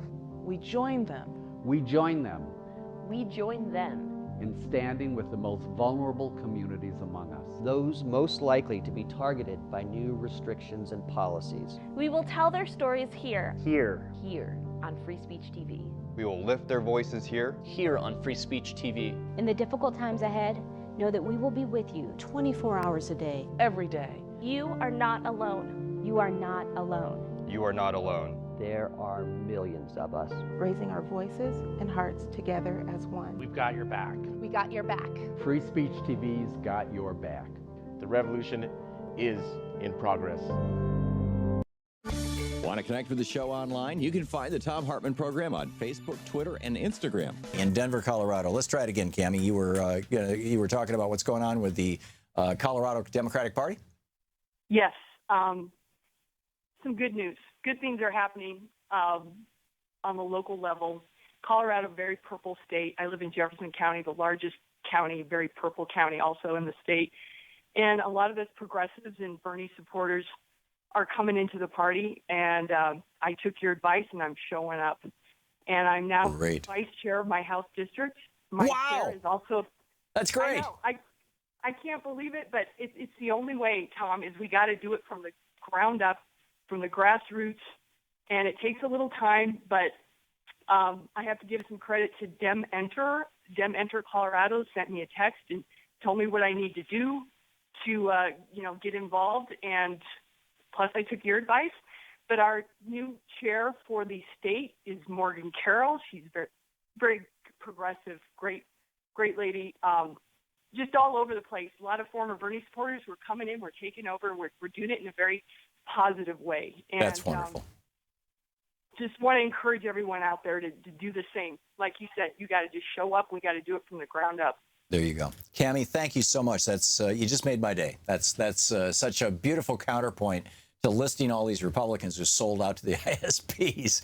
Cammie, thank you for the call. Judy in Kent, Connecticut. Hey, Judy, what's on your mind today? How are you today, Tom? I am great, but I'll get better. How about you? Enjoying the sunshine for a change. Oh, that's sweet. I just wanted to ask you to let your viewers know that Mark Zuckerberg has put a new program on our Facebooks, and it's called Town Hall. And you can get in touch with any of your area representatives through Town Hall. Okay. You can follow or contact them. Oh, interesting. And it's a great way to keep passing the good words. Okay, so there's a new civic engagement tool on Facebook called Town Hall. I'll have to check it out. Judy, Louise just yelled at me, or said, excuse me, I didn't mean that the way it sounded. She's on the other side of the door. Louise just said, could you please post that on our Facebook page so that everybody can see it over at the Thom Hartmann Facebook page? I'd love to. Okay, great. Judy, thank you so much for the call. It's great to hear from you. Diane in Lansing, Michigan. Hey, Diane, what's up? Hi, Tom. I was wondering if you'd gotten to Mike Bishop yet. Oh, okay. He's your member of Congress? My congressman. Okay, hang on just a second. Bishop, Mike, he represents Michigan's 8th district. He took $40,500. Well, I got to call him and ask him where's my share then. That's a great idea. Okay, thank you, Diane. Good luck. Bo in Yampa, Colorado. Hey, Bo, what's up? I just called Corey Gardner and Scott Tipton's office. Uh-huh. And I took a different tack. I called and congratulated them on their take, and I figured Corey Gardner got $95,000, Scott Tipton got $23,000. Right. And then I said, well, the industry stands to make $42 billion a year. My share of that as a U.S. citizen would be $120 a year. And since you really didn't take that fairly, the treble damages would be appropriate. So when do I get my check for $360? And what do they say? Will that be in April or what? So that's what I did. And how did they react? Well, they actually were very appropriate, and I thanked them. They said, well, I'll relay your displeasure with the vote to the senator and the congressman.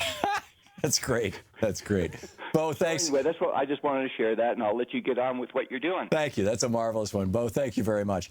Nancy in Jacksonburg, West Virginia. Hey, Nancy.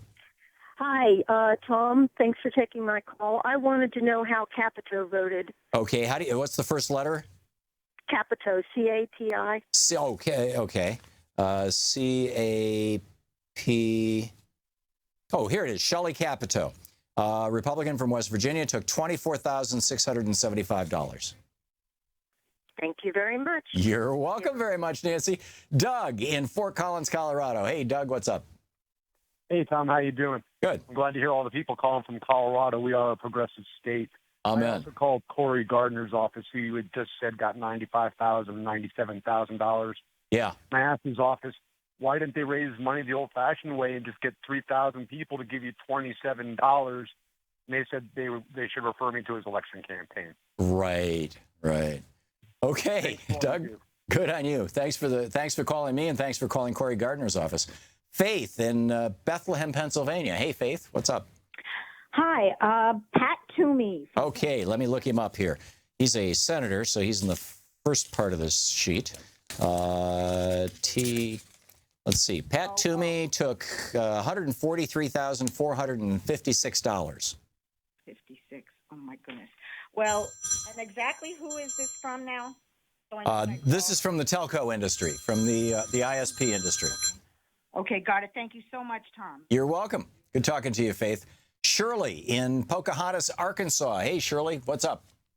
Hey, Tom. How about Tom Cotton? Let's see. Tom Cotton took $70,025. And what about Bozeman? How do you spell it? You spell it B-O-O-Z. Oh, Boozman or Bosman? Yeah, I know who you're talking about. Let's see. John Boozman, if I'm saying it right, he took $56,450. And am I understanding this right? These senators and congressmen took money to pass this bill? Well, it wasn't a clear quid pro. Pardon?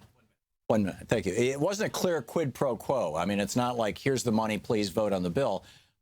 It's more of an implied quid pro quo. I'm not suggesting that they specifically took this amount of money for this vote, but they took this amount of money for this from this industry, and they just voted for this, to dramatically increase the profits of this industry.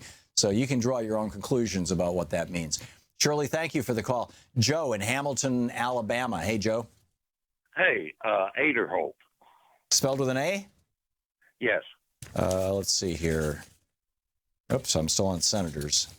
Here it is. Robert Aderholt. He represents Alabama's 4th District. He took $26,500. Well, that wasn't too bad. I wonder if I could call him and ask him if he wants to buy my vote. Well, you never know. I think offering to sell your vote, though, may be a felony. Might be a crime. So you might not want to make that specific offer. Well, but behind closed doors all the time. Yeah, there you go. Joe, thanks a lot for the call. Great to hear from you. I appreciate it. We'll be back. Stick around. It's is he? Bobby Kennedy's here. We'll be. He's going to be in the studio with us in just a minute. So stick around. We'll be right back.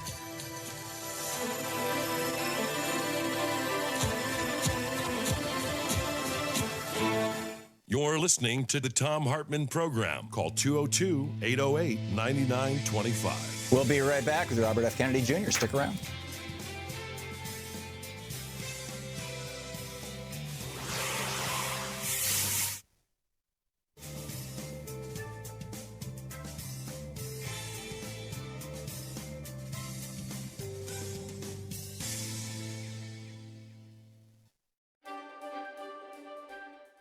Welcome back. Well, my friend, we're not hitting our goals here, and this is a big problem. We just have 2 days to go. Today and tomorrow, it's the end of the fund drive, and we raised $4,000 yesterday. And $4,000 the day before, so we're $12,000 short, and we need to raise $10,000 today, and tomorrow. And that's it. And I realize a lot of folks donated last week and the week before, and I'm not asking you to give again. But if you have not yet donated to Free Speech TV, if you have not participated in this fundraising drive, If this show is meaningful to you, if Free Speech TV is meaningful to you, it's a wonderful network. It's got a bunch of great people working there. And you know, unlike commercial television, nobody's getting rich here. Nobody at Free Speech TV, nobody on this show. It's, you know, the entire thing, from the network to the various shows, you know, we're all running these things on basically a shoestring.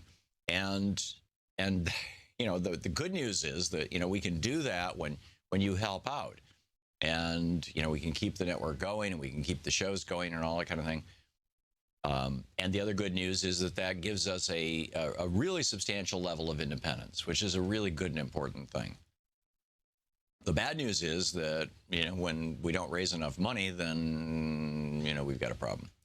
So this is, you know, make it or break it time. This is important. This is serious. And if you have not already contributed to Free Speech TV, I mean, literally even $5, please call now, 877-378-8669. Please call now and make a donation. Independent media is vital. We have, I mean, for example, you know, Congress is right now looking into the role of what Russia might have done with our election. Well, that's an important thing. You know, if Russia was messing in our election, or any country was messing in our election, we should damn well find out and do something about it. You know, there should be consequences to that. But why is Congress, or for that matter, the media, not looking into the role of our corporate media in giving Donald Trump $5 billion worth of free airtime? Literally running him for hours every day during the primaries and during the general election. Why is nobody investigating that? It seems like a topic that should be investigated. I mean, you say, you know, why did Trump win the election? The answer is really simple. $5 billion worth of free publicity. So, I mean, yeah, you could talk about all the other things, but it was the media. The media created Trump. The media made Trump. You know, they made him the Republican nominee, and I'm sure they were quite gleeful, thinking, oh boy, look at this. We've really messed with the Republicans now. But then they went on to make him president. And you know this. I know this. This is common sense. Do you hear it anywhere in the media? No, of course not. The media doesn't like to look at themselves. They don't want to talk about their role in this. Congress doesn't want to talk about it. They want to continue, these members of Congress, they want to continue going on the big network shows and, you know, I'm a big shot here on the network show. So they're not going to point to the networks and what's going on. We need independent media in this country, and that's Free Speech TV. And we need Free Speech TV to grow so that more people can see Free Speech TV, so that more people can know the damn truth about what's going on in this country.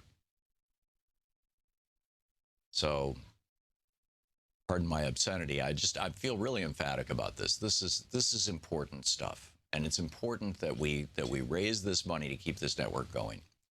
With this program, if you mention our show when you call in, 877-378-8669, with a $60 gift or $5 a month for a year, you get a Free Speech TV water bottle. With a $120 gift or $10 a month for a year, you get a copy of my book, The Thom Hartmann Reader. With a $150 gift, you get that book, plus you get the Spirit of Standing Rock DVD, which is really cool.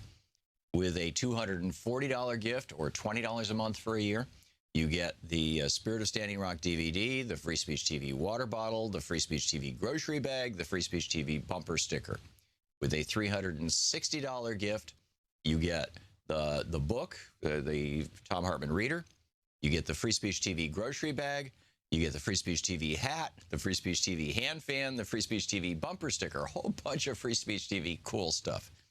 You know, it's a swag bag, right? All kinds of great stuff. And with a $1,000 gift, come to Washington, D.C. I'll take you to lunch. We can spend an hour or thereabouts. There's a bunch of restaurants nearby. You know, we can have pizza, we can go to Thai, whatever you'd like. But those are the premiums. But more important than what you can get is what you're already getting, which is this show and all the other great shows on this network, is just the existence of a network that has progressive programming. Just the existence of a network with progressive programming is a really important thing. It's a really vital part of the American media landscape. It's kind of tragic that it's come to this, that, you know, we've got to fundraise and create our own network and keep this thing going, but here we are. Call now, please. Help us out. It's 877-378-8669. It's a really important day. It's almost the last chance. Call now. Thank you so much.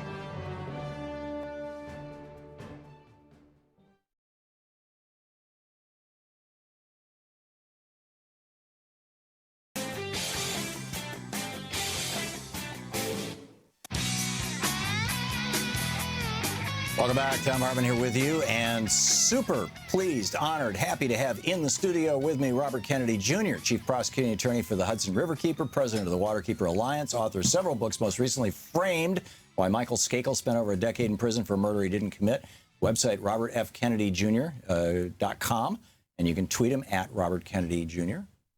Robert Kennedy, Bobby, welcome to the program. Thanks for having me, Tom. Great having you with us. So you're in the middle of a major action against Monsanto. Tell us about this. I'm part of a group of private attorneys who are representing around 3,000 plaintiffs in a lawsuit against Monsanto for Roundup and glyphosate, particularly. Which, glyphosate is the chemical name of Roundup, right? It's a chemical. It's the active ingredient of Roundup. Right. As it turns out, interestingly, what we've learned from the litigation is that although glyphosate causes cancer, it's not the most toxic part of the formulation. In fact, there are these class of chemicals called taloaldehydes, which are adjuvants or surfactants that are part of the glyphosate formula that are 10,000 times more toxic than glyphosate, and they appear to have a synergistic effect with glyphosate. So that what they do is they're designed to make it easier for glyphosate to penetrate the plant, but they also make glyphosate readily penetrate the human body when skin comes in contact with it. Yikes. It becomes very, very toxic. And one of the interesting developments in this lawsuit that's getting a lot of news right now is that we've been able to uncover during discovery documents that Monsanto fought like hell to try to make sure we're not unsealed. But Judge Chambria, in our federal case in San Francisco, unsealed them last week. And what they show is a collusive arrangement between Monsanto and the heads of the pesticide division at EPA, who are collaborating with Monsanto to conceal from the public all of the science that showed that Monsanto was causing cancer and other injuries to people. So this has now come out. The European Health Agency has now proposed a complete ban on glyphosate because they now know that all the science has been fixed for all of these years. And there are Congressman Liu has advised all Americans to stop using glyphosate until we know that it's safe, which it isn't. This came about because the International Agency on Cancer Research, which is the biggest cancer research agency in the world and the most important, is the gold standard of cancer research. It's funded by the U.S. and 16 other nations to do state-of-the-art cancer research on all this sea of toxic chemicals that we're now swimming around in. And what they found is that glyphosate is a animal carcinogen. It's a probable human carcinogen, and particularly it's associated with non-Hodgkin's lymphoma. So almost all 3,000 of our clients are people who are mainly home gardeners and a lot of farmers and farm workers who handled glyphosate for years. They were told by Monsanto that it's safe as table salt. That was the mantra. But it turns out that it causes cancer, and particularly non-Hodgkin's lymphoma. One of the first client to approach us was a family of Tom and Terry McCall. Tom McCall was a Vietnam vet. When he was in Vietnam, he decided that he wanted to live a healthy life and a clean and moral life. He came back from Vietnam and made sure that he lived a chemical-free existence.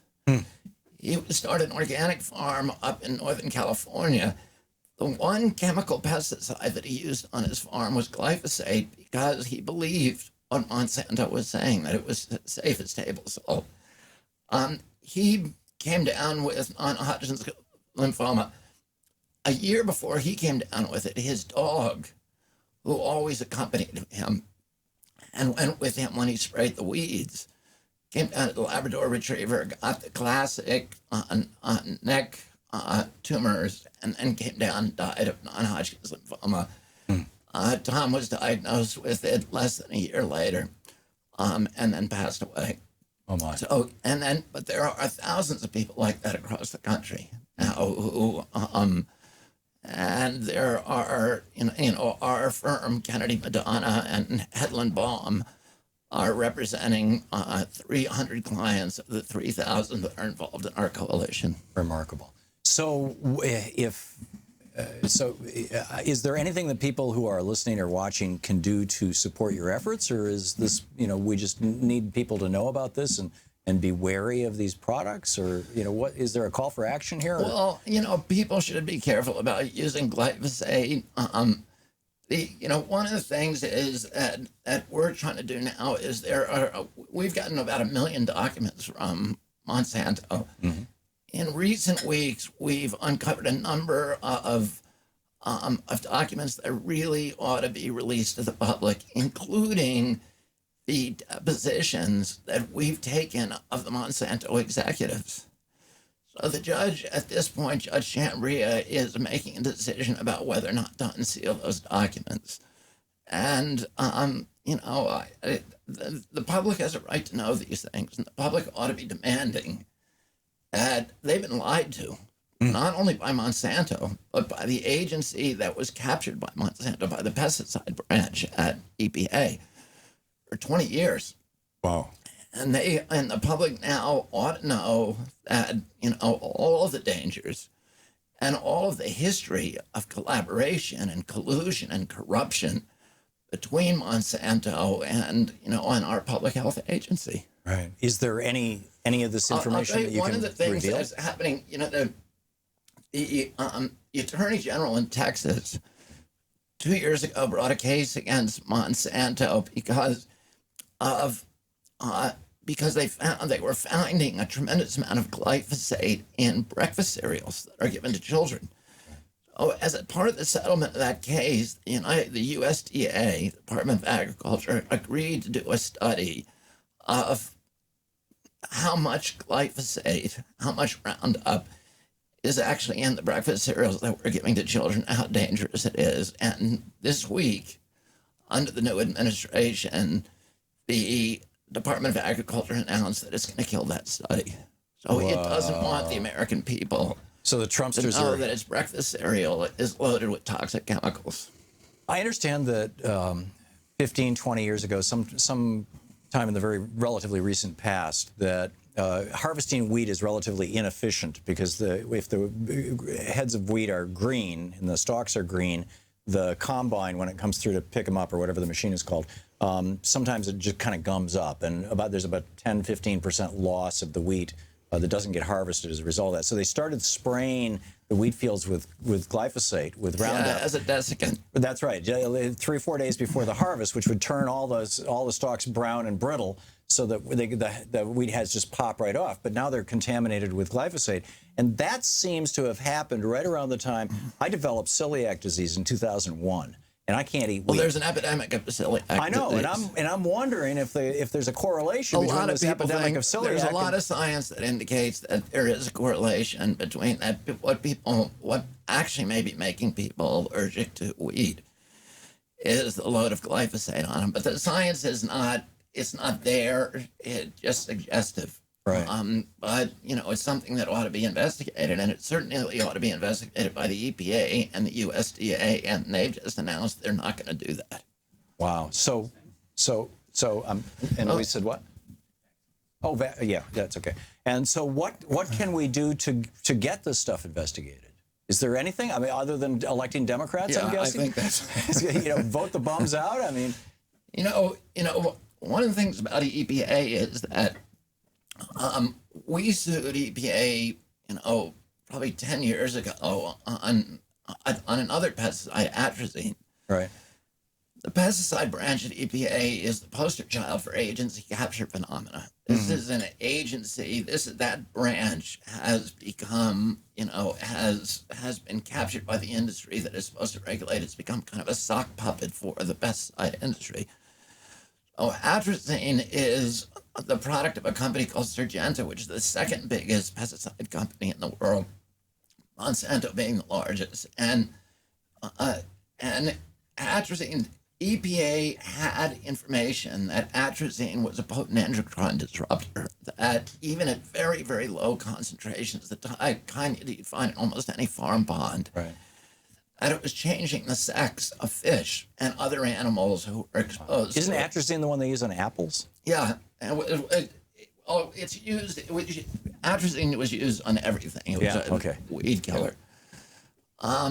So EPA sat on that and hid that from the public for 10 years, the same pesticide branch. Wow. And now, you've got Monsanto, which is now the largest pesticide company in the world, that had the same kind of relationship. Is that EPA employees are hoping when they grow up they can get a job with these big pesticide companies for big bucks? It's really, if you read the emails, it's shocking. There's the head of the pesticide branch was a guy called Jess Rowland.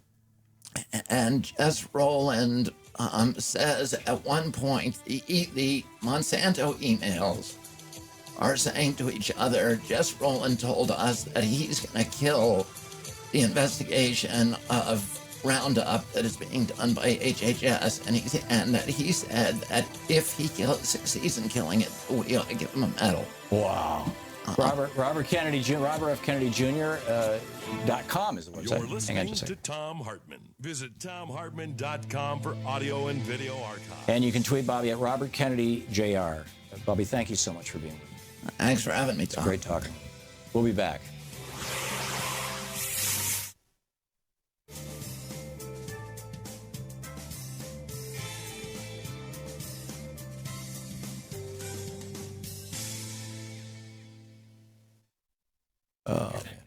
Yeah, we're back on. Hey, welcome back. So let's see here. Jim in Braidwood, Illinois. Hey, Jim. Thanks for long time, first time. Thank you, Jim. So I was just wondering, how much does Adam Kinzinger take? Adam Kinzinger. Okay, let's see. JKKIN. Adam, here he is. Represents the Illinois 16th district. He took $75,250. I figured that. Pretty amazing, huh? Yeah, Jim, thank you for the call. You got two Democrats in Senate. Yeah. Tanny Duckworth. Yeah, neither one of them voted for this. So this is 100% Republicans. Jim, thanks for the call. Tasha in Kent, Washington. Hey, Tasha. Thanks for listening to KBCS. Who represents you? Hello, Tom. It's Sasha. And Sasha, I'm sorry. Reichert in Washington's 8th. Reichert? While you're looking it up, since this doesn't count, I'll try and get in on Friday to tell you about the town hall. We're having an empty chair town hall for him Wednesday, April 12th. How do you spell his last name? Reichert. I'm not seeing him on my list. Is he a Democrat? No, he's a Republican, but he has said they let me vote for environmental issues because of where I live. Yeah, he must not have voted for this because he's not on the list. Yeah, he with the permission of the party, he does that. Amazing. Okay, Sasha, thank you very much. Remarkable. Jan in Box Springs, California. Hey, Jan, what's up? It's Box Springs, Georgia. Oh, Georgia. I'm sorry. Yep, right. You're right. And I just need to know Perdue and Johnny Isaacson, their senators. Okay, Johnny Isaacson. He's not on my list. So apparently he didn't vote for this. And David Perdue took $37,000. All right. Isaacson starts with an I, right? My house. I'm sorry. Isaacson starts with an I, right? It doesn't start with some strange. Right. It's ISSAK. Yeah, he's not on the list. Huh. The only I on here is Jim Inhofe. So. And I'm lucky. My representative is a Democrat from my district. So good. I have these these two terrible senators. Yeah. Thank you. There you go. Thank you, Jan. Mark in Valley, Washington. Hey, Mark, what's up? How you doing? Kathy McMorris Rogers. Oh, yeah. Okay, let's see here. MJKLM McMorris Rogers Kathy. It says $75,900, but there's an asterisk. Let me see what the asterisk means. The asterisk means data for this representative was obtained from opensecrets.org. Okay. So, okay. All right, thanks. You're welcome. Denise in Calumet, Michigan. Hey, Denise. Hi. I spent a half hour on the phone with someone from Jack Bergman's office today. I'd like to know how much he took. Okay. Bergman, is that? Yep. Yeah, here it is. Jack, he represents Michigan's first. He took $21,200. Well, that's pretty good size for a 3-month person in Congress. Is that how long he's been there? Yep, 3 months. Wow. Wow. And that lady, she argued with me about everything. I told her that Social Security is one of the best-run programs in the country, in the world, and that 1% to 2% is overhead, and why would they want to ruin something like that? Yeah. Yeah. And she loves Paul Ryan. Yeah. Oh, that's unfortunate. Denise, thanks for the call. Thanks for watching Free Speech TV. We'll be back in just a minute. Victoria Jones with Talk Media News will be with us. We're going to check in and find out what's going on in the world today.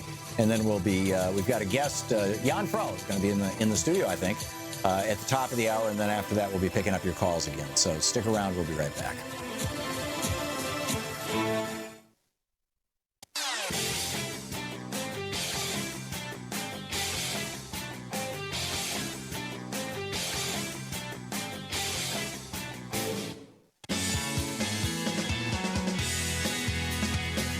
Welcome back. Thom Hartmann here with you, and let's check in with Talk Media News and find out what's going on in the world today. This report brought to you by goatsfortheoldgoat.com and Ellen Ratner's new book, Loving What You Do, The Elements of a Great Working Life, which is available now on Amazon. Victoria Jones. Hey, Victoria. Oh, I'm not hearing you. Oh, that's because, no, I put you on. Did you pot her up? Pot up the phone line? Yeah. Okay, let's try that. Victoria? Hey, Tom. Hey, Victoria. So what's going on in the world? Well, the New York Times, or as President Trump would call it, the failing New York Times, which he did call it this morning in a tweet where he suggested changing the libel laws. The New York Times has a scoop today, okay, very interesting one, in which it says that the 2 White House officials played a role in providing Representative Devin Nunes, the Republican chairman of the House Intelligence Committee, with the intelligence reports that showed President Trump and his associates were incidentally swept up in foreign surveillance by American spy agencies. Now, as you know, Nunes has refused to identify his sources, saying he needs to protect them. Now, these 2 White House officials, according to several current American officials, identified the White House officials as Ezra Cohen Watnick, the Senior Director for Intelligence at the National Security Council, and Michael Ellis, a lawyer who works on national security issues at the White House Counsel's Office and formerly worked on the staff of the House Intelligence Committee. Oh, interesting. And are these the guys that he met on the White House grounds to get the information that was in the National Enquirer?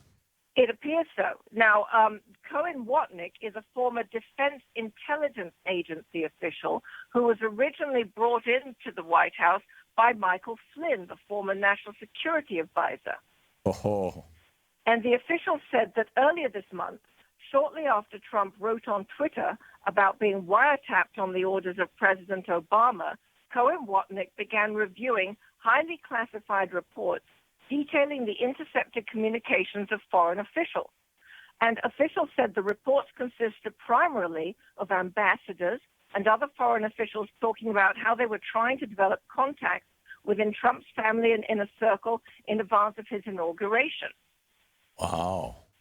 Yeah, and Cohen Watnick was reviewing these reports from his 4th floor office in the Eisenhower Executive Office Building, which is where the National Security Council is based, which is on the White House grounds. Now, is this limited to Russia, or does this include a whole bunch of other countries as well who are also trying to curry favor with the new administration? Well, it says ambassadors and other foreign officials. So that's plural. It does not say. So it does not say. And is that not kind of a normal process that, everybody in town is trying to figure out how to get a piece of the action? That's right. That's what everybody's doing. And in fact, one of the things that Nunes said was that this this intelligence that he had was not related to the Russian probe. Oh, interesting. Yeah. Yeah. Okay. So this is very interesting, and of course it will raise more questions, I'm quite sure, about whether Nunes was too beholden to the Trump administration on this. Right. Yeah, it seems like he's become the one-man PR machine for them. That's what people will be saying. Yep. Meanwhile, in the Senate Intelligence Committee, we'll just stay with this for a minute, they're having a hearing today on whether the Russians have been involved in cyber tapping and cyber disinformation with U.S. and other foreign elections, and they heard from a number of experts on this, saying there's no question about it. Virginia Senator Mark Warner, the committee's senior Democrat, talked about this information spread in the final weeks of the campaign through key states such as Wisconsin, Michigan, and Pennsylvania. And one question he said he wants the committee's investigation to answer is whether Russia would have the ability to do that without the assistance of someone with a deep knowledge of American politics. Interesting. Meanwhile, in North Carolina, a compromise bill that would roll back North Carolina's contentious bathroom bill cleared both houses today and is headed to the governor. Now, I've seen headlines. I confess I have not done a deep dive into this topic, but I've seen a couple of headlines that suggest that the repeal and replace that they're doing in North Carolina is more cosmetic than real. Is it a real? They're really repealing the thing?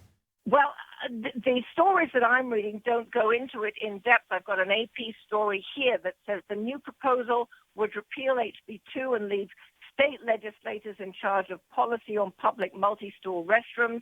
Local governments also could not pass new non-discrimination protections for workplaces, hotels, and restaurants until December 2020. LGBT groups are not happy about it. They say it's not a true repeal and will continue to allow discrimination. Some social conservatives want to keep the current bill on the books, but it looks like it has passed and is going to the governor. Interesting. It'll be interesting to see, given that this bill is, kind of, neither fish nor fowl, whether that ends the boycott. Well, that's exactly it. Is it going to be enough? And in particular for the NCAA, right, which is making its decisions this week about where it's likely to take its games. Right. Remarkable. What else is up? Senate Republicans today needed Vice President Mike Pence to break a tie on legislation to reverse an Obama administration rule protecting funds for Planned Parenthood and other family planning providers. They had to keep a procedural vote open for over an hour after Lisa Murkowski and Susan Collins, two Republicans, voted against moving ahead on the measure. They had to get Pence over. And basically, this was an Obama administration rule just a few weeks before President Trump was inaugurated, and it would bar states from denying federal family planning funds to organizations like Planned Parenthood that also perform abortions. Huh. And so it passed, but it passed, right? They're gonna. But it did pass, yes. But there will be a final vote later today. Does it have to go to the House?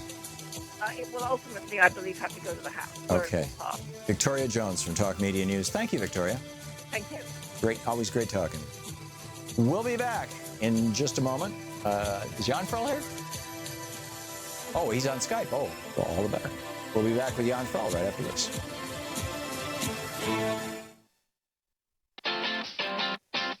You're listening to Thom Hartmann.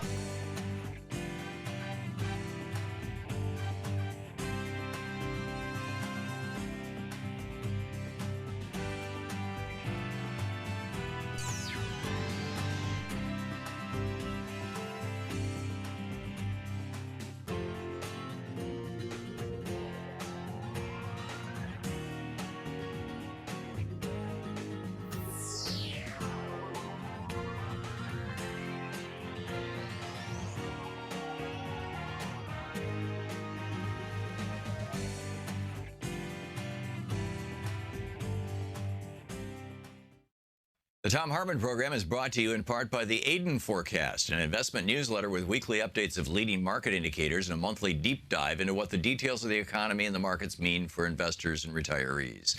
On the web at aidenmarkets.com. Wines have some of the highest pesticide levels in our food chain. This hour brought to you by ecowine.com. Pesticide-free wines, organic wines, imported from France by the organic wine company, ecowine.com. The Thom Hartmann Program is brought to you in part by Super Beets.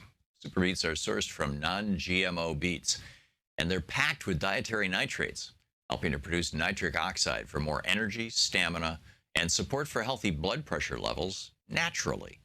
For more information, call 800-223-8242 or visit freespeechbeets.com.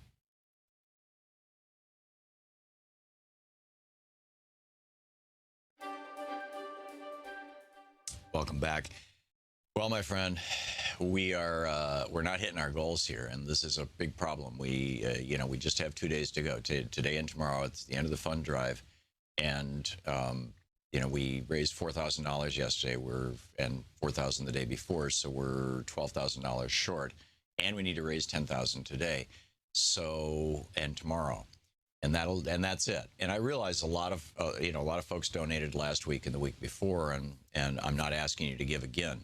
But if you have not yet donated to Free Speech TV, if you have not participated in this fundraising drive, if this show is meaningful to you, if Free Speech TV is meaningful to you, it's a wonderful network. It's got a bunch of great people working there, and unlike commercial television, nobody's getting rich here. Nobody at Free Speech TV, nobody on this show. It's the entire thing, from the network to the various shows.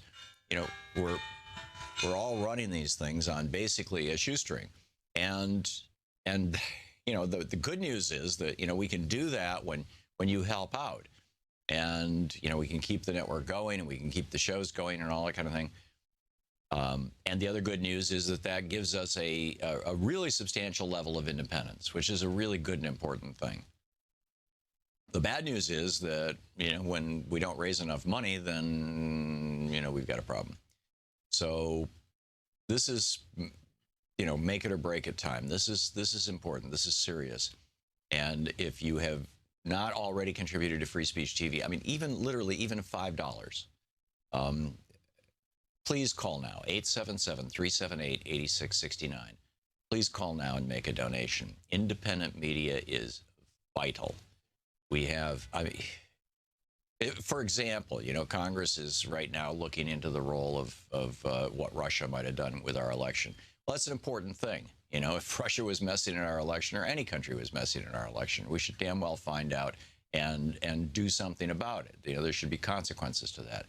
But why is Congress, or for that matter, the media, not looking into the role of our corporate media in giving Donald Trump $5 billion worth of free airtime? Literally running him for hours every day during the primaries and during the general election. Why is nobody investigating that? It seems like a topic that should be investigated. I mean, you say, why did Trump win the election? The answer is really simple. $5 billion worth of free publicity. So, I mean, yeah, you could talk about all the other things, but it was the media. The media created Trump. The media made Trump. They made him the Republican nominee, and I'm sure they were quite gleeful, thinking, oh boy, look at this. We've really messed with the Republicans now.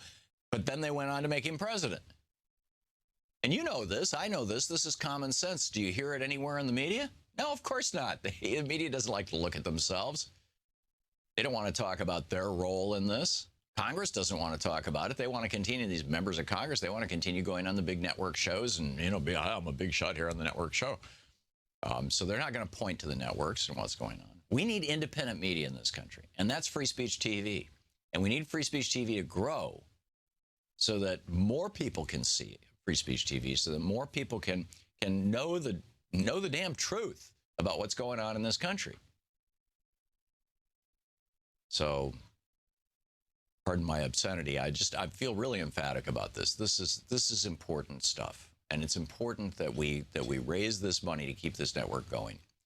With this program, if you mention our show when you call in, 877-378-8669, with a $60 gift or $5 a month for a year, you get a Free Speech TV water bottle. With a $120 gift or $10 a month for a year, you get a copy of my book, The Thom Hartmann Reader. With a $150 gift, you get that book, plus you get the Spirit of Standing Rock DVD, which is really cool. With a $240 gift or $20 a month for a year, you get the Spirit of Standing Rock DVD, the Free Speech TV water bottle, the Free Speech TV grocery bag, the Free Speech TV bumper sticker. With a $360 gift, you get the book, the Thom Hartmann Reader. You get the Free Speech TV grocery bag. You get the Free Speech TV hat, the Free Speech TV hand fan, the Free Speech TV bumper sticker, a whole bunch of Free Speech TV cool stuff. It's a swag bag, right? All kinds of great stuff. And with a $1,000 gift, come to Washington, D.C. I'll take you to lunch. We can spend an hour or thereabouts. There's a bunch of restaurants nearby. We can have pizza. We can go to Thai, whatever you'd like. But those are the premiums. But more important than what you can get is what you're already getting, which is this show and all the other great shows on this network, is just the existence of a network that has progressive programming. Just the existence of a network with progressive programming is a really important thing. It's a really vital part of the American media landscape. It's kind of tragic that it's come to this, that, we've got to fundraise and create our own network and keep this thing going, but here we are. Call now, please. Help us out. It's 877-378-8669. It's a really important day. It's almost the last chance. Call now. Thank you so much.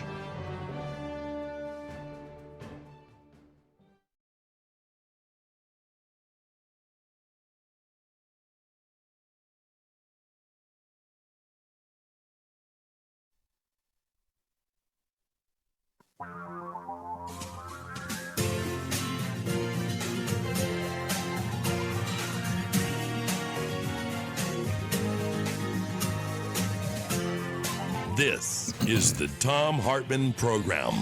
Welcome back. Thom Hartmann here with you, and on the line with us is Jan Frull. He's the editor-at-large and associate publisher at Alternet, one of the finest progressive websites out there. He's also the author of Neighbors from Hell, an American bedtime story, which I voiced the books on tape version or whatever it is for. Hey, Jan, welcome to the program. Welcome back. Hey, Tom. Great to hear you again. Great to have you with us. It might sound a whole lot better if you held your phone up to your head and we just took your phone, or hold it up to your ear as if you were just talking on the phone, and we'll just take your phone audio. Okay? So you published this great story, 10 big media realities in the Trump era, new media monopolies, fake news, vampire news, bigger audiences for right-wing, progressive, and investigative media, not to mention Twitter. There was a collaborative effort by you and a bunch of other folks. Tell us about this. Yeah.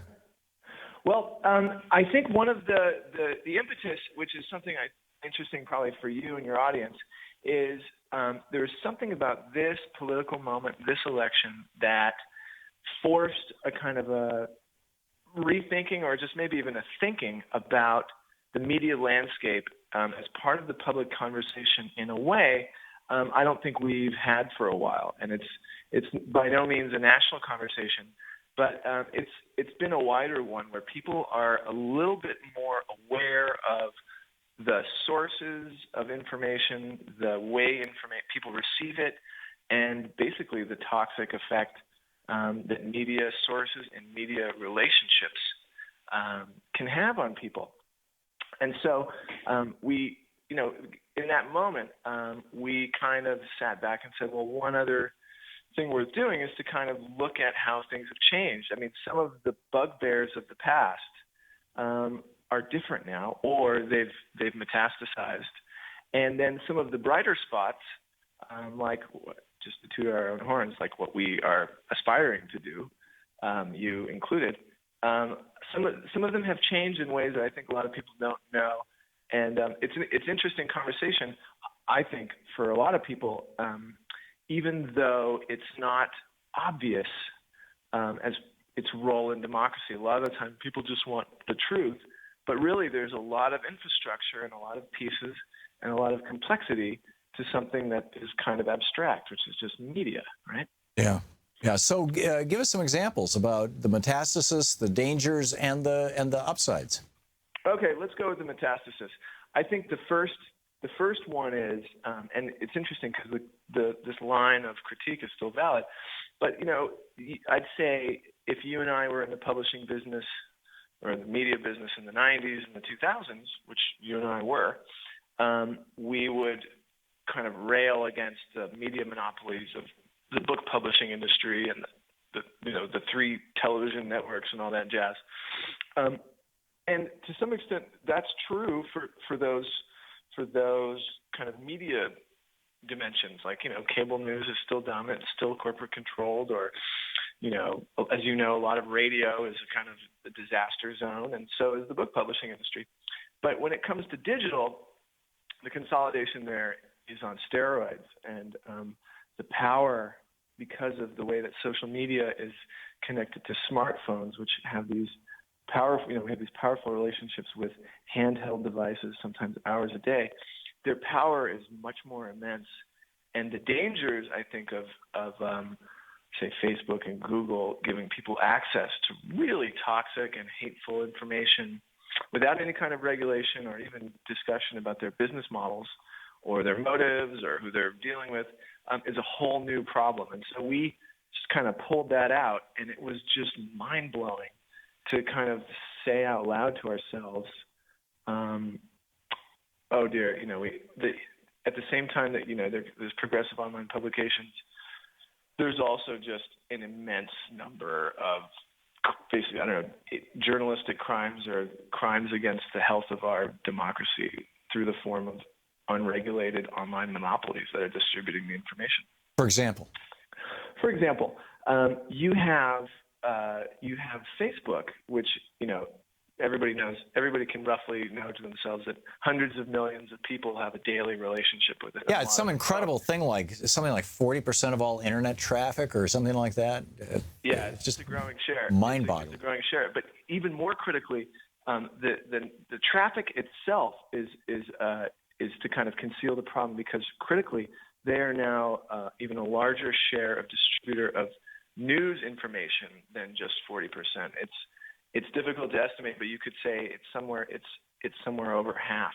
Wow. And so what we found was that they're enabling, because of fear of sort of not being balanced, just like we used to hear in the cable news days, is that they're enabling some of the most hateful spreaders, news organizations in the country, and empowering them to become major news publishers in the way that the right wing never had. So, well, doesn't this all go back to, it was like 2, 3, 4 years ago when there was just this explosion about editors at Facebook are censoring conservative websites? Yes, no, that's where it started, and it was funny. It was the same thing that they used to do by complaining, about how the television is the liberal media. Right. Same tack, and within, at peak election point, you have the editors and publishers of some really skanky, conservative outfit. They're not even conservative, whatever they are, extremely subservient to the 1% news outlets. Right. And in many cases funded by the 1%. Yeah, right, exactly. So, for example, Breitbart would not be the number 32 largest website in America if it weren't for going to them. And if it weren't for what? The number 32 publication in the United States, according to Alexa, which is one of the... Right, but you said they wouldn't be number 32 if it weren't for, and then I missed a word. If it weren't for Facebook kowtowing to them. Oh, for Facebook. Interesting. Yeah, sure. Willingly distributing their information. Huh. No question about it. And the same would go, you could say the same thing for, until recently, things like Alex Jones's InfoWars, or, Washington Times, which is owned by who knows what, Yeah, it used to be Reverend Moons. Right. So that phenomenon is going on big time, on top of all the other media consolidation. Then there's some other dimensions that are kind of worth talking about, that are kind of positive. And one of them was looking at the largest online progressive publications and their collective clout. Mm-hmm. It's not clear how much of an overlap they have, but we just from our eyeball listing. Determined that we got something like just the traffic to those websites. There's a lot of other ways that information gets transmitted, but just to those sites, we're looking at somewhere 40, 45 million people a day are receiving, better, not always perfect, progressive news. So, and this is sites like Alternet, obviously, alternet.org, Raw Story, Mother Jones, Salon, The Guardian, Talking Points Memo, Think Progress. And each one of them, has its own proclivities and its own, basic framework, and they're not all perfect. Neither are we. But it's just generally more accurate, more independent information. Yeah. And then the other thing we found was that there are two media personalities in particular, progressive media personalities. There aren't enough of them, in my opinion, that have really adapted to the landscape and figured out that they need to push through a number of platforms, and that where exactly their brand is more of a blur, but it also means that you're hitting a larger audience. And the two people, of course, are you and Amy Goodman. And surveying what you had done, it was just really impressive because it requires, of course, quite a bit of coordination and willingness to adapt. But it struck me that you had kind of met the challenge and sort of have done it in an independent way, in the same way that Amy Goodman has. And while the precise numbers that you are reaching is kind of incalculable, what you're capable of reaching is just impressive. So, for example, let's just take Amy's site, so I don't just spend the whole time tooting your horn. She's got like 1 million people coming to her website. Her YouTube channel has 270,000 subscribers. She's distributed on PBS stations, satellite TV, Dish Network, Free Speech TV, and Link TV, right? Right. And on dozens of college and radio stations. That's awesome. You, what I found, you are ranked in the top 20 nationally, with 2 million listeners, ranked 14th. That's great. You're broadcast on every single place that basically pumps out sound. I went after I looked at it. You're on Free Speech TV. You're on DirecTV, Roku, cable affiliates. You have a huge web presence, and your message gets out there. And Sirius XM and commercial and Pacifica radio stations, and So it shows a path. It shows a path for good information to get out. The hurdles, of course, are immense, but the reach is great. Yeah, and let me just say, if there are any other progressives out there who are doing progressive media, who are doing what I'm doing, or want to get to where we are, because it took us 14 years to build this thing, come on down. We'll show you how everything works. We'll give you the names of our hardware vendors. We'll, but the main thing is persistence. It just, nothing beats persistence. Jan, we got to run here, but thank you for some brilliant reporting. This article's still up on your homepage at Alternet, right? Yeah. Okay. Yeah, it's up there. And the other piece of it, Tom, is I loved what you were saying about trauma in the previous segment. That was great. Oh, thank you. Thank you. Yeah. The article is 10 Big Media Realities in the Trump Era. Check it out. It's at alternet.org. Jan Frell. Jan, thanks so much. Great talking to you. Great talking with you. This is the Thom Hartmann Program. We'll be back with your calls right after this.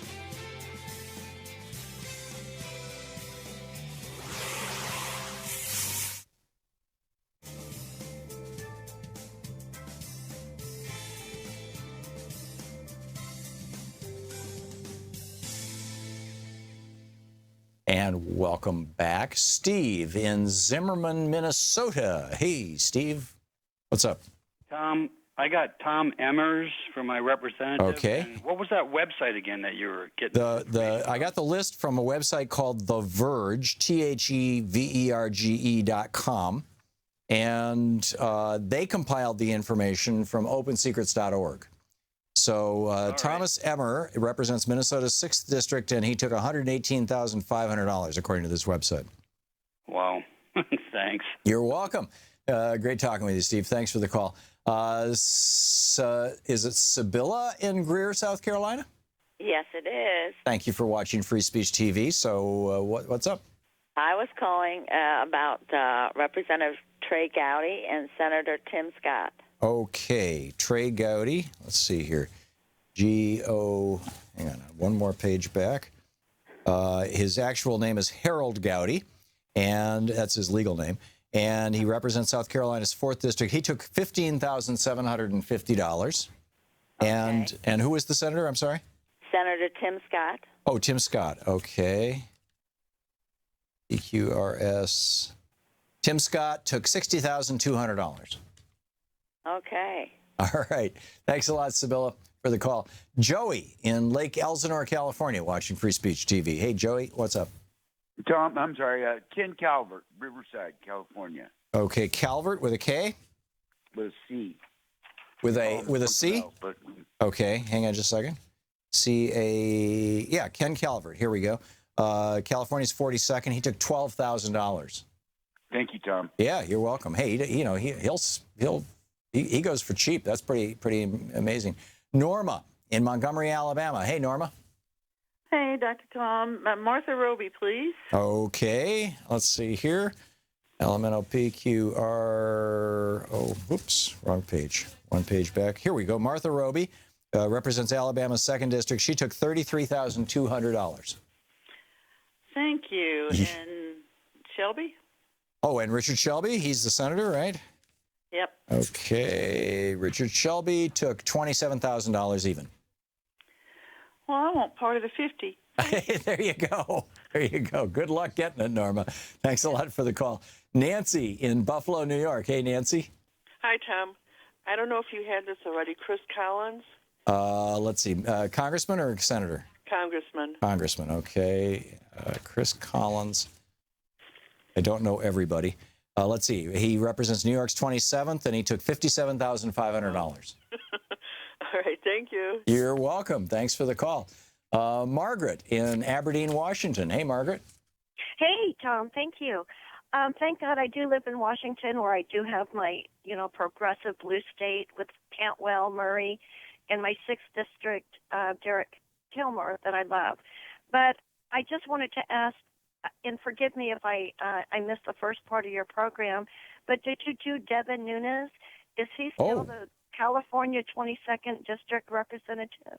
That's a good question. Hang on just a second here. And while you're looking it up, I listened to Victoria Price earlier, and Mr. Nunes, or Representative Nunes, is constantly crying privacy when he won't divulge any of the intelligent we're hitting the break here. But they're selling ordinary citizens' privacy. Amazing. Yeah, he took, Devin Nunes took $37,750. Margaret, thanks a lot for the call. We'll be right back.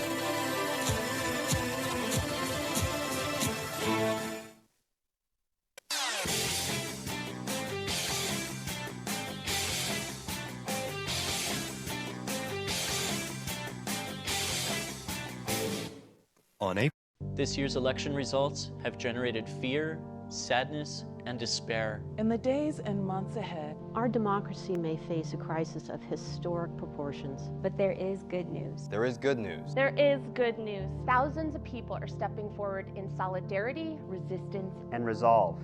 We join them. We join them.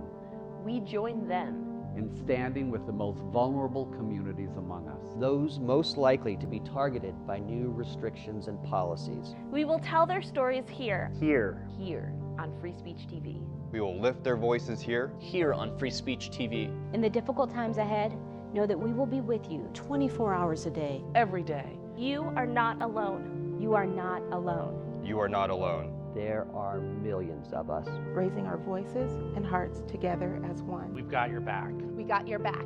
Free Speech TV's got your back. The revolution is in progress.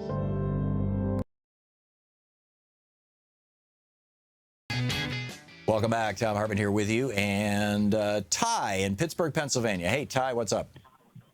Hey, my senator is Pat Toomey. You already brought him up. He's 143,000. Right. I'm curious about Tim Murphy. Tim Murphy. Let's see here. He's a senator? He's a congressman. Congressman. Okay. There's so many in this list. It's amazing how many. Okay, Timothy Murphy, Pennsylvania's 18th. He took $26,000. Oh, that's interesting. Yeah. Okay. Ty, and by the way, feel free to call back and, let us know what happens when you talk to these people. Stephen in Red Bluff, California. Hey, Stephen. Thanks for listening to Sirius XM. How are you doing? Say it again? Looking for Doug Lamalfa. With an L? Lamalfa. Okay. Here it is. Boy, I've never even heard of this guy. Doug Lamalfa. He represents California's first. He took $5,000. Not bad up in this little small area up here in North California. Yeah, and he's not a particularly expensive congressman. Thank you, Stephen. John, in Ames, Iowa. Hey, John. Tom, this is my first time I've called, but we've been watching you since the great debate in San Francisco back in 2005 or so. Oh, my goodness. Well, thank you. Yeah. Anyway, unfortunately, we live in about the worst you can figure out. It's Steve King. Oh, my. Okay. Let's see. H-I-J-K. Steve King represents Iowa's 4th. He took $20,500. Oh, cheaper than I thought. And how about Ernst and Grassley, senators? Sure. Joni Ernst took $28,200, and Chuck Grassley took $135,125. Goodness. Okay, thank you very much, Tom. You're welcome. Good luck, John. Denny in Felda, Florida. Hey, Denny, thanks for watching Free Speech TV. You want to talk about Gorsuch?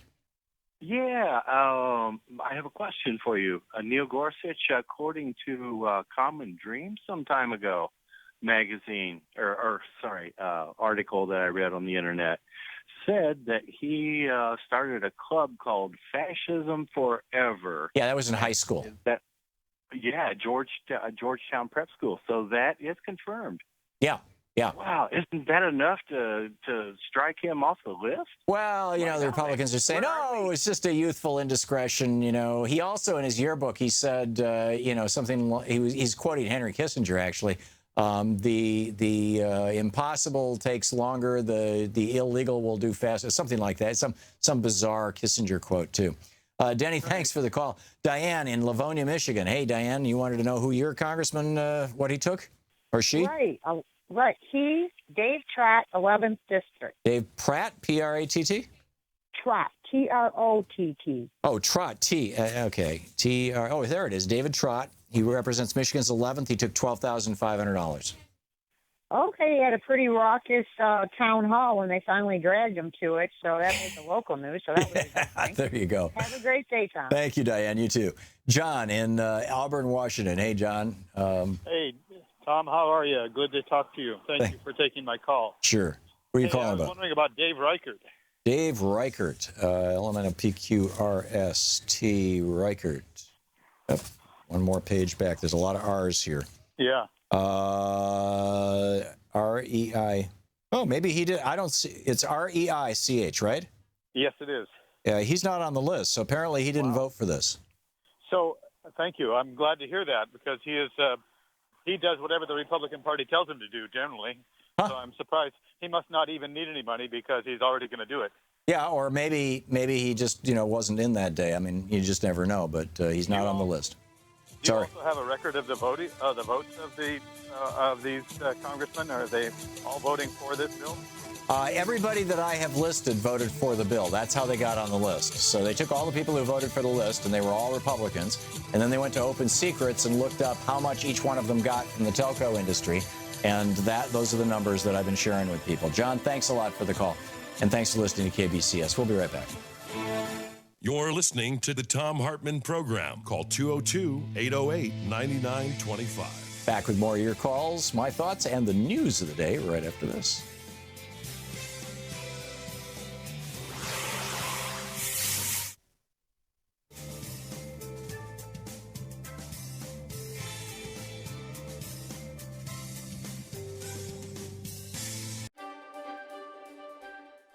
Welcome back. Well, my friend, we're not hitting our goals here, and this is a big problem. We just have 2 days to go. Today and tomorrow, it's the end of the fund drive, and we raised $4,000 yesterday. And $4,000 the day before, so we're $12,000 short, and we need to raise $10,000 today, and tomorrow. And that's it. And I realize a lot of folks donated last week and the week before, and I'm not asking you to give again. But if you have not yet donated to Free Speech TV, if you have not participated in this fundraising drive, If this show is meaningful to you, if Free Speech TV is meaningful to you, it's a wonderful network. It's got a bunch of great people working there. And you know, unlike commercial television, nobody's getting rich here. Nobody at Free Speech TV, nobody on this show. It's, you know, the entire thing, from the network to the various shows, you know, we're all running these things on basically a shoestring. And you know, the good news is that, you know, we can do that when you help out. And, you know, we can keep the network going and we can keep the shows going and all that kind of thing. And the other good news is that gives us a really substantial level of independence, which is a really good and important thing. The bad news is that, you know, when we don't raise enough money, then, you know, we've got a problem. So this is, you know, make it or break it time. This is important. This is serious. And if you have not already contributed to Free Speech TV, I mean, even literally even $5, please call now, 877-378-8669. Please call now and make a donation. Independent media is vital. We have, I mean, for example, you know, Congress is right now looking into the role of what Russia might have done with our election. Well, that's an important thing. You know, if Russia was messing in our election, or any country was messing in our election, we should damn well find out and do something about it. You know, there should be consequences to that. But why is Congress, or for that matter, the media, not looking into the role of our corporate media in giving Donald Trump $5 billion worth of free airtime? Literally running him for hours every day during the primaries and during the general election. Why is nobody investigating that? It seems like a topic that should be investigated. I mean, you say, you know, why did Trump win the election? The answer is really simple. $5 billion worth of free publicity. So, I mean, yeah, you could talk about all the other things, but it was the media. The media created Trump. The media made Trump. You know, they made him the Republican nominee, and I'm sure they were quite gleeful, thinking, oh boy, look at this. We've really messed with the Republicans now. But then they went on to make him president. And you know this. I know this. This is common sense. Do you hear it anywhere in the media? No, of course not. The media doesn't like to look at themselves. They don't want to talk about their role in this. Congress doesn't want to talk about it. They want to continue, these members of Congress, they want to continue going on the big network shows and, you know, I'm a big shot here on the network show. So they're not going to point to the networks and what's going on. We need independent media in this country, and that's Free Speech TV. And we need Free Speech TV to grow so that more people can see Free Speech TV, so that more people can know the damn truth about what's going on in this country. So, pardon my obscenity, I feel really emphatic about this. This is important stuff, and it's important that we raise this money to keep this network going. With this program, if you mention our show when you call in, 877-378-8669, with a $60 gift or $5 a month for a year, you get a Free Speech TV water bottle. With a $120 gift or $10 a month for a year, you get a copy of my book, The Thom Hartmann Reader. With a $150 gift, you get that book, plus you get the Spirit of Standing Rock DVD, which is really cool. With a $240 gift or $20 a month for a year, you get the Spirit of Standing Rock DVD, the Free Speech TV water bottle, the Free Speech TV grocery bag, the Free Speech TV bumper sticker. With a $360 gift, you get the book, the Thom Hartmann Reader. You get the Free Speech TV grocery bag. You get the Free Speech TV hat, the Free Speech TV hand fan, the Free Speech TV bumper sticker, a whole bunch of Free Speech TV cool stuff. You know, it's a swag bag, right? All kinds of great stuff. And with a $1,000 gift, come to Washington, D.C. I'll take you to lunch. We can spend an hour or thereabouts. There's a bunch of restaurants nearby. You know, we can get pizza, we can go to Thai, whatever you'd like. But those are the premiums. But more important than what you can get is what you're already getting, which is this show and all the other great shows on this network, is just the existence of a network that has progressive programming. Just the existence of a network with progressive programming is a really important thing. It's a really vital part of the American media landscape. It's kind of tragic that it's come to this, that, you know, we've got to fundraise and create our own network and keep this thing going, but here we are. Call now, please. Help us out. It's 877-378-8669. It's a really important day. It's almost the last chance. Call now. Thank you so much.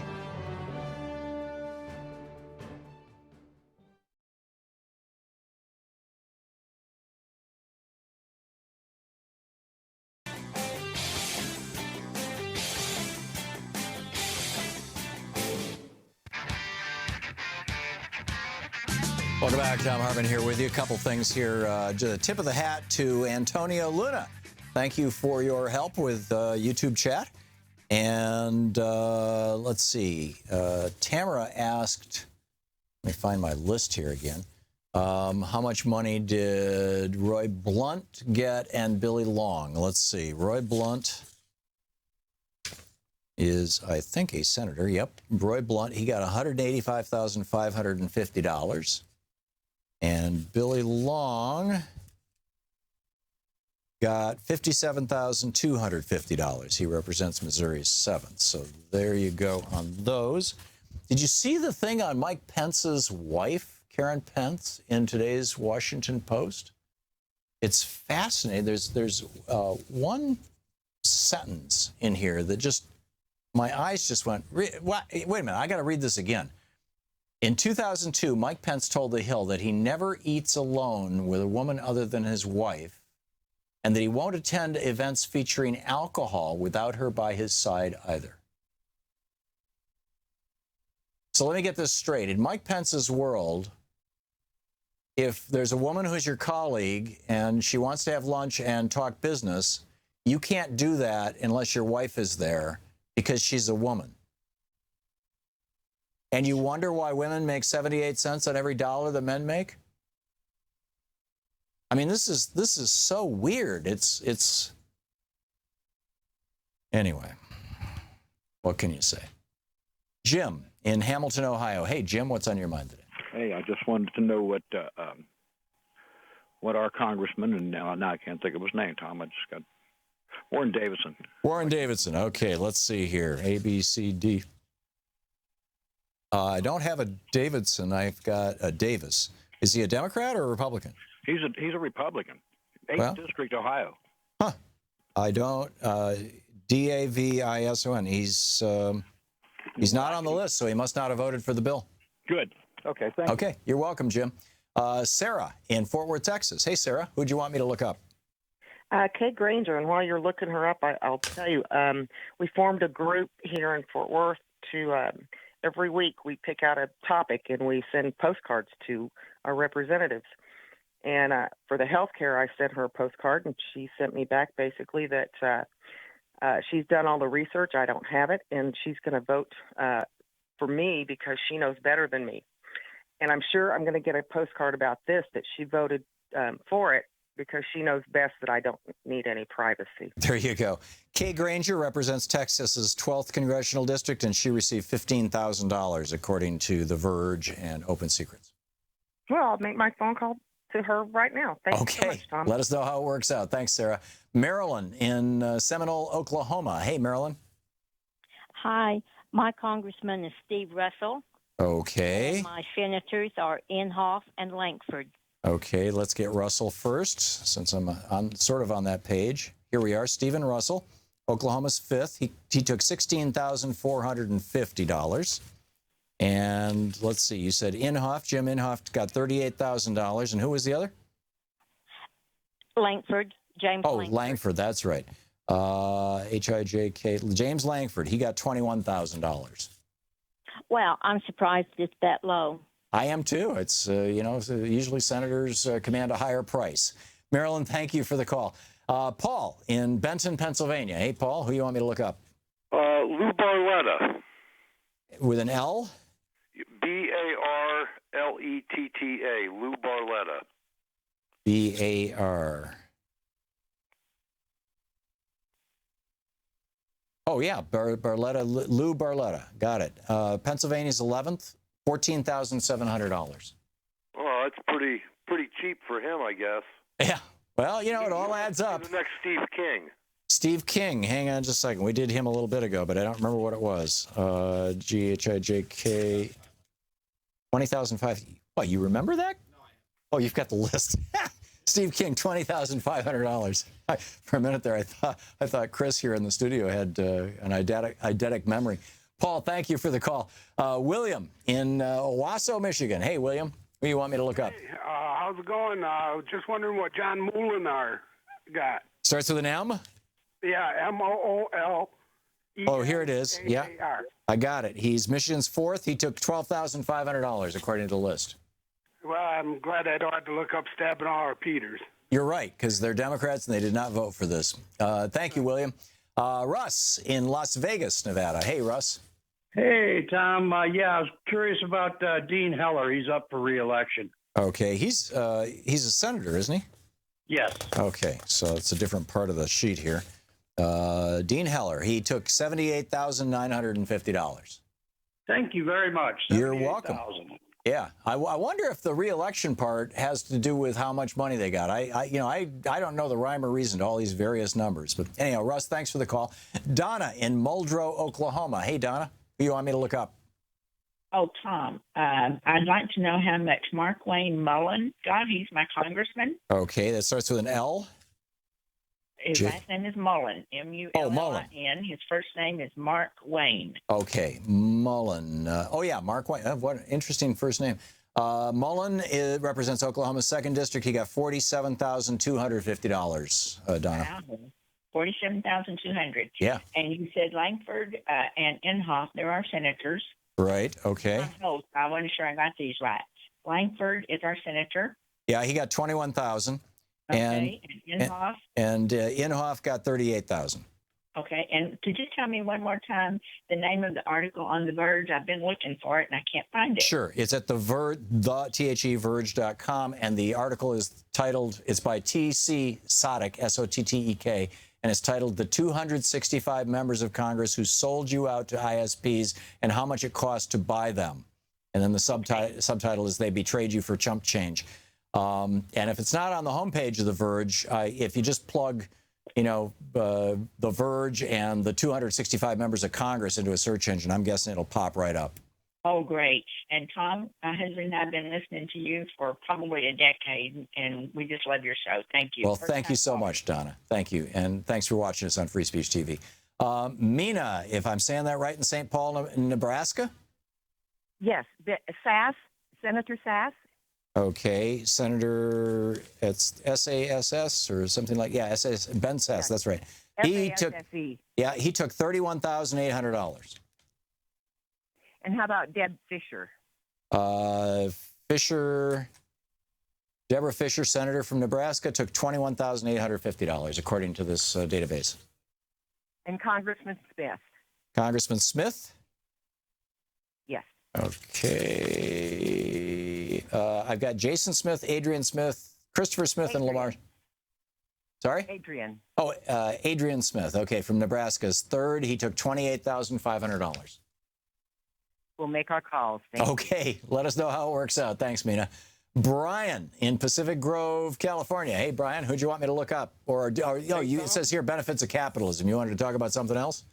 I did, actually. I'm a student here at UC Santa Cruz. And by the way, I've been watching your show on RT for 7 years. Oh, thank you. I'm a huge, huge fan. I watch it every single day. Thank you. It's a little obsessive. But anyways, I just finished up the last episode, Single Payer for Dummies. And I was watching your two guests during the Liberal Rumble.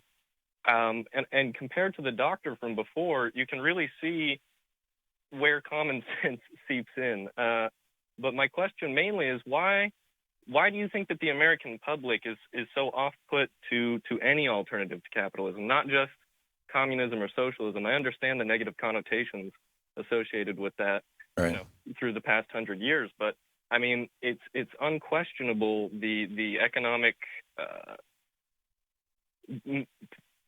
I think most Americans, Brian, don't realize that we actually live in a democratic socialist country. There's a continual war against it by the Republicans, but our fire departments are socialist, our police departments are socialist, our military is socialist, Our public education system is socialist. Now, that's one of the reasons why, when David Koch ran for president in 1980, he wanted to do away with our public education system because it's socialist. Medicare, Medicaid, all these are socialist programs. So I think it's just that people, people are afraid of labels. They don't understand the difference. We have, a mixed economy and a mixed political system, basically. And in fact, our political system is actually, a constitutionally limited representative democratic republic. That's technically what the United States is. But economically, we combine a little bit of socialism and a fair amount of capitalism. Brian, thanks for the call and thanks for watching us on YouTube. We'll be right back. You're listening to Thom Hartmann. Visit thomhartmann.com for audio and video archives. And more of your calls right after this.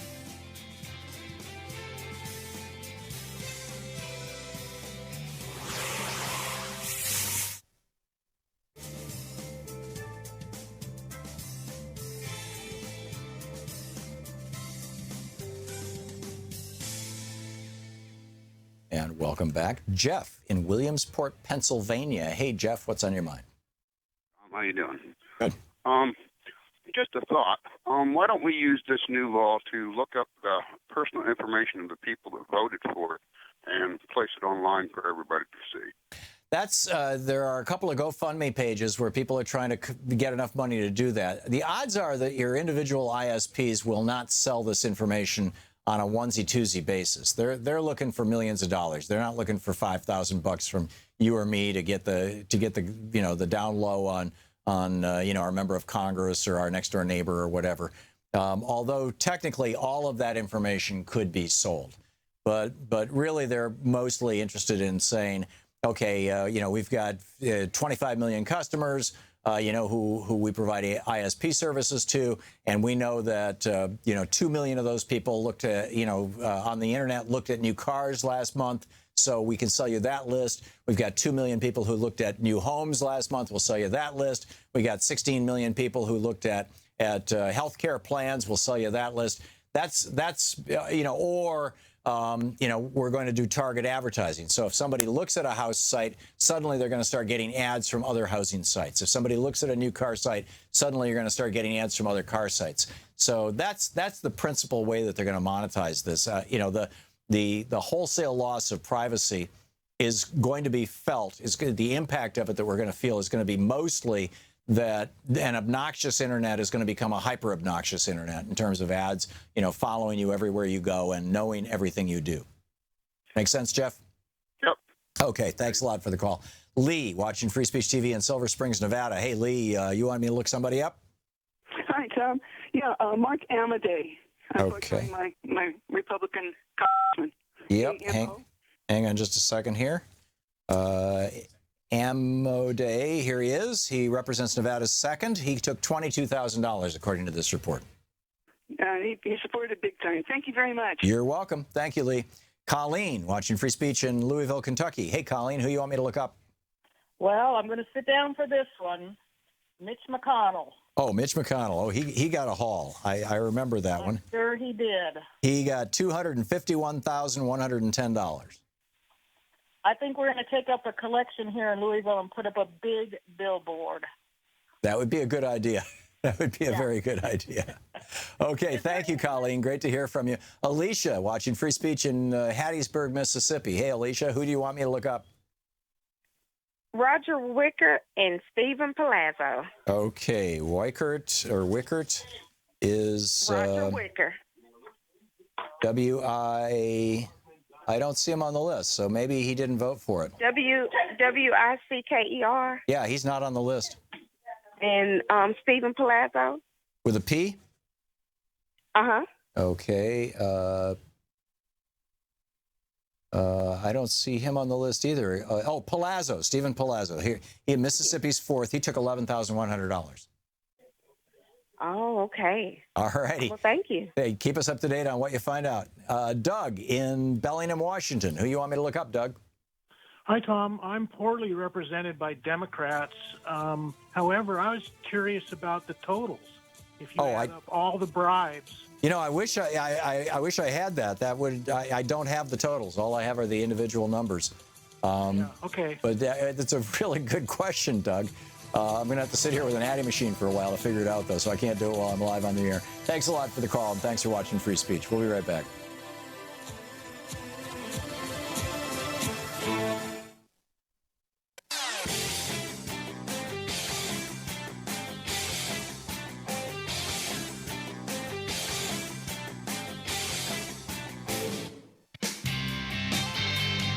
Welcome back. Thom Hartmann here with you, and Carol in St. Paul, Minnesota, listening on AM 950. Hey, Carol, who'd you want me to look up?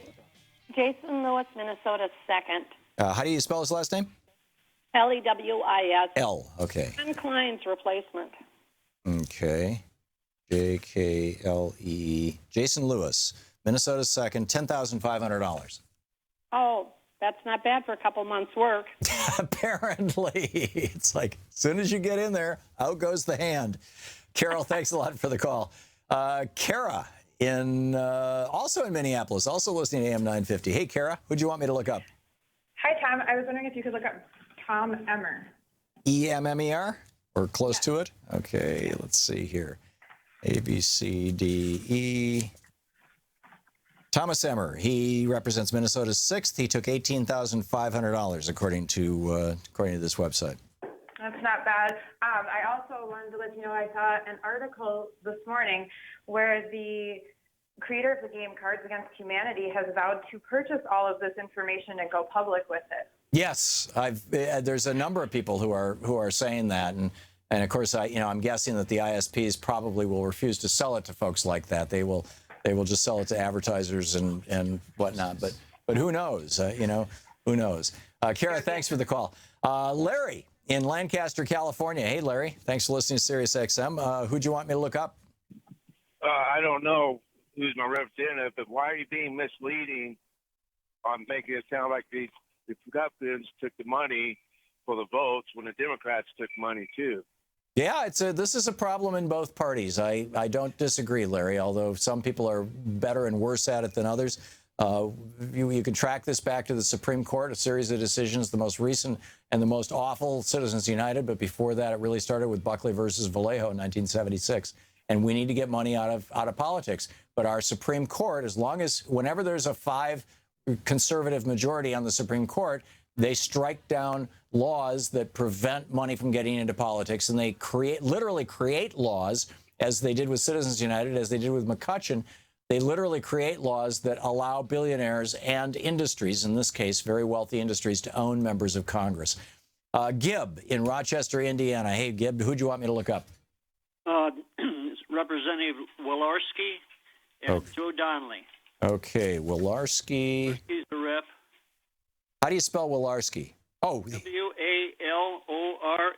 Got it. Jackie Wilarski. Indiana's second, $21,250. And who was the other one? Joe Donnelly. Donnelly. A, B, C, D. Senator. Donnelly. Joe Donnelly apparently did not vote this way. Is he a Republican? He's Democrat. Oh, he's a Democrat. Well, that's why he's not on the list. Not a single Democrat voted for this legislation in either the House or the Senate. So it's entirely. Well, thank you, Tom. This is some more ammunition. There you go. Thank you, Gibb. John in Everett, Washington. Hey, John. What's up? Hi, Tom. Yeah. Hi, John. Listen, I've got 2 things. First, I really appreciate your show. Thank you. And 2, I ran across a list of 15 respectable House Republicans who opposed the ISP resolution. Oh, great. Where's the list? It's on clerk.house.gov. Okay. I'll have to check it out. The one that you mentioned before was David Reichert from Washington. Mm-hmm. He wasn't on your list of recipients of funds. Right. He didn't vote. He voted against it. Oh, that's great. That's great. Normally, he's been a lockstep Republican, but this time around, I think he saw the light a little bit. Well, I think they're starting to feel the heat. District, but I'm going to call him and thank him for that. That's a good idea, John. Even though I'm a Democrat. There you go. It's a very good idea. John, thank you for the call. Vicky in Boise, Idaho. Hey, Vicky, who'd you want me to look up? Mike Kaufman and Senator Cory Gardner and Ken Buck. Okay, Kaufman with a K. With a C. Oh, with a C. I'm sorry. Let's see. C-A. Coffman. Coff. I don't see him. Is he a Okay. Is he a Republican? He's a Republican. Uh-huh. He must have done the right thing. He's not on the list. And who is the senator? Senator Cory Gardner. Oh yeah, Cory Gardner. Cory Gardner got $95,023. Figures. Yeah. And Ken Buck. Ken Buck. He is a congressman, right? Yes, sir. Okay. Let's see. Ken Buck got $15,750. Surprised it was so low, but thanks a million. You're welcome, Vicki. Thanks. Everything you do. Thank you, and thanks for the call. Kathy in Comas, Florida. Hey, Kathy, who'd you want me to look up? Hi. I would like you to look up Tom Rooney. Okay. LMNOPQROO. Rooney. Oh, here he is. Tom Rooney. $19,000. Oh, not as bad as I thought it would be. Okay. Thank you Florida so much 17th. You're welcome. For us. You're welcome. Ricky in Tucson, Arizona. Hey, Ricky, who'd you want me to look up? Hi, Jeff Flake. Okay. Jeff. And McCain. Jeff Flake, he got $27,955, and John McCain got $84,125. Yeah. Okay. Not bad work if you can get it. Ricky, thank you for the call. Bob in Kalispell, Montana. Hey, Bob, who do you want me to look up? Hey, Tom, how about Steve Daines?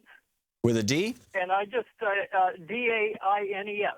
Okay. I just want to throw in, I'm one of the new crop of committee chairs here in Montana, precinct committee chairs.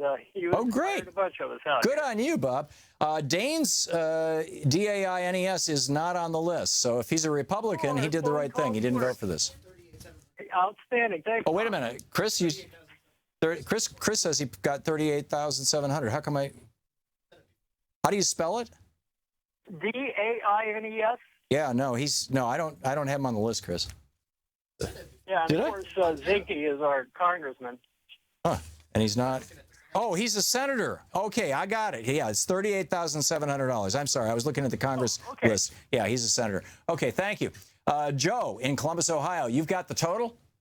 Yep, put it in a spreadsheet. Okay, how much is it?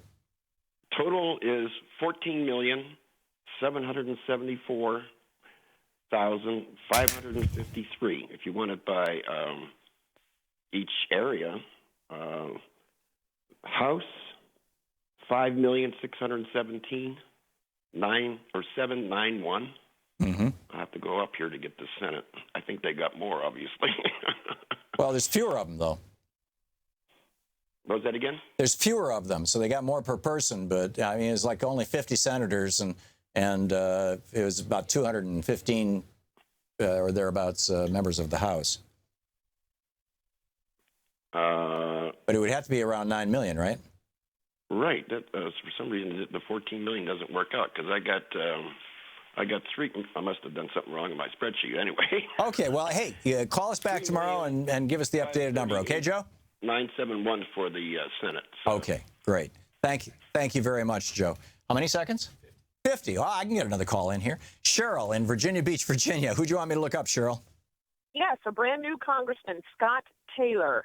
Taylor, Taylor, presumably? Correct. Uh-huh. Okay, STA Taylor Scott. He took $14,000. He represents Virginia's 2nd. Unbelievable. Yeah. He's a former Navy SEAL. He's supposed to be respectful. Well, hey, this is what they all do. This is not, there's nothing criminal about what's going on here. This is just unseemly, in my opinion. Cheryl, thank you very much for the call. You've been listening to Thom Hartmann. For audio and video archives, visit ThomHartmann.com. Tag you're it. We'll see you tomorrow.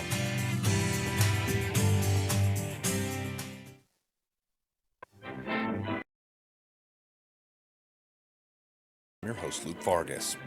German Chancellor.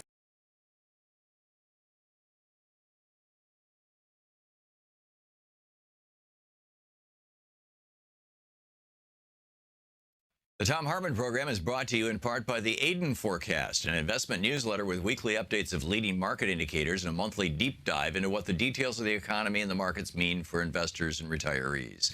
On the web at aidenmarkets.com. Wines have some of the highest pesticide levels in our food chain. This hour brought to you by EcoWine.com. Pesticide-free wines, organic wines, imported from France by the organic wine company, EcoWine.com. The Thom Hartmann Program is brought to you in part by Super Beets. Super Beets are sourced from non-GMO beets, and they're packed with dietary nitrates, helping to produce nitric oxide for more energy, stamina, and support for healthy blood pressure levels naturally. For more information, call 800-223-8242 or visit freespeechbeets.com.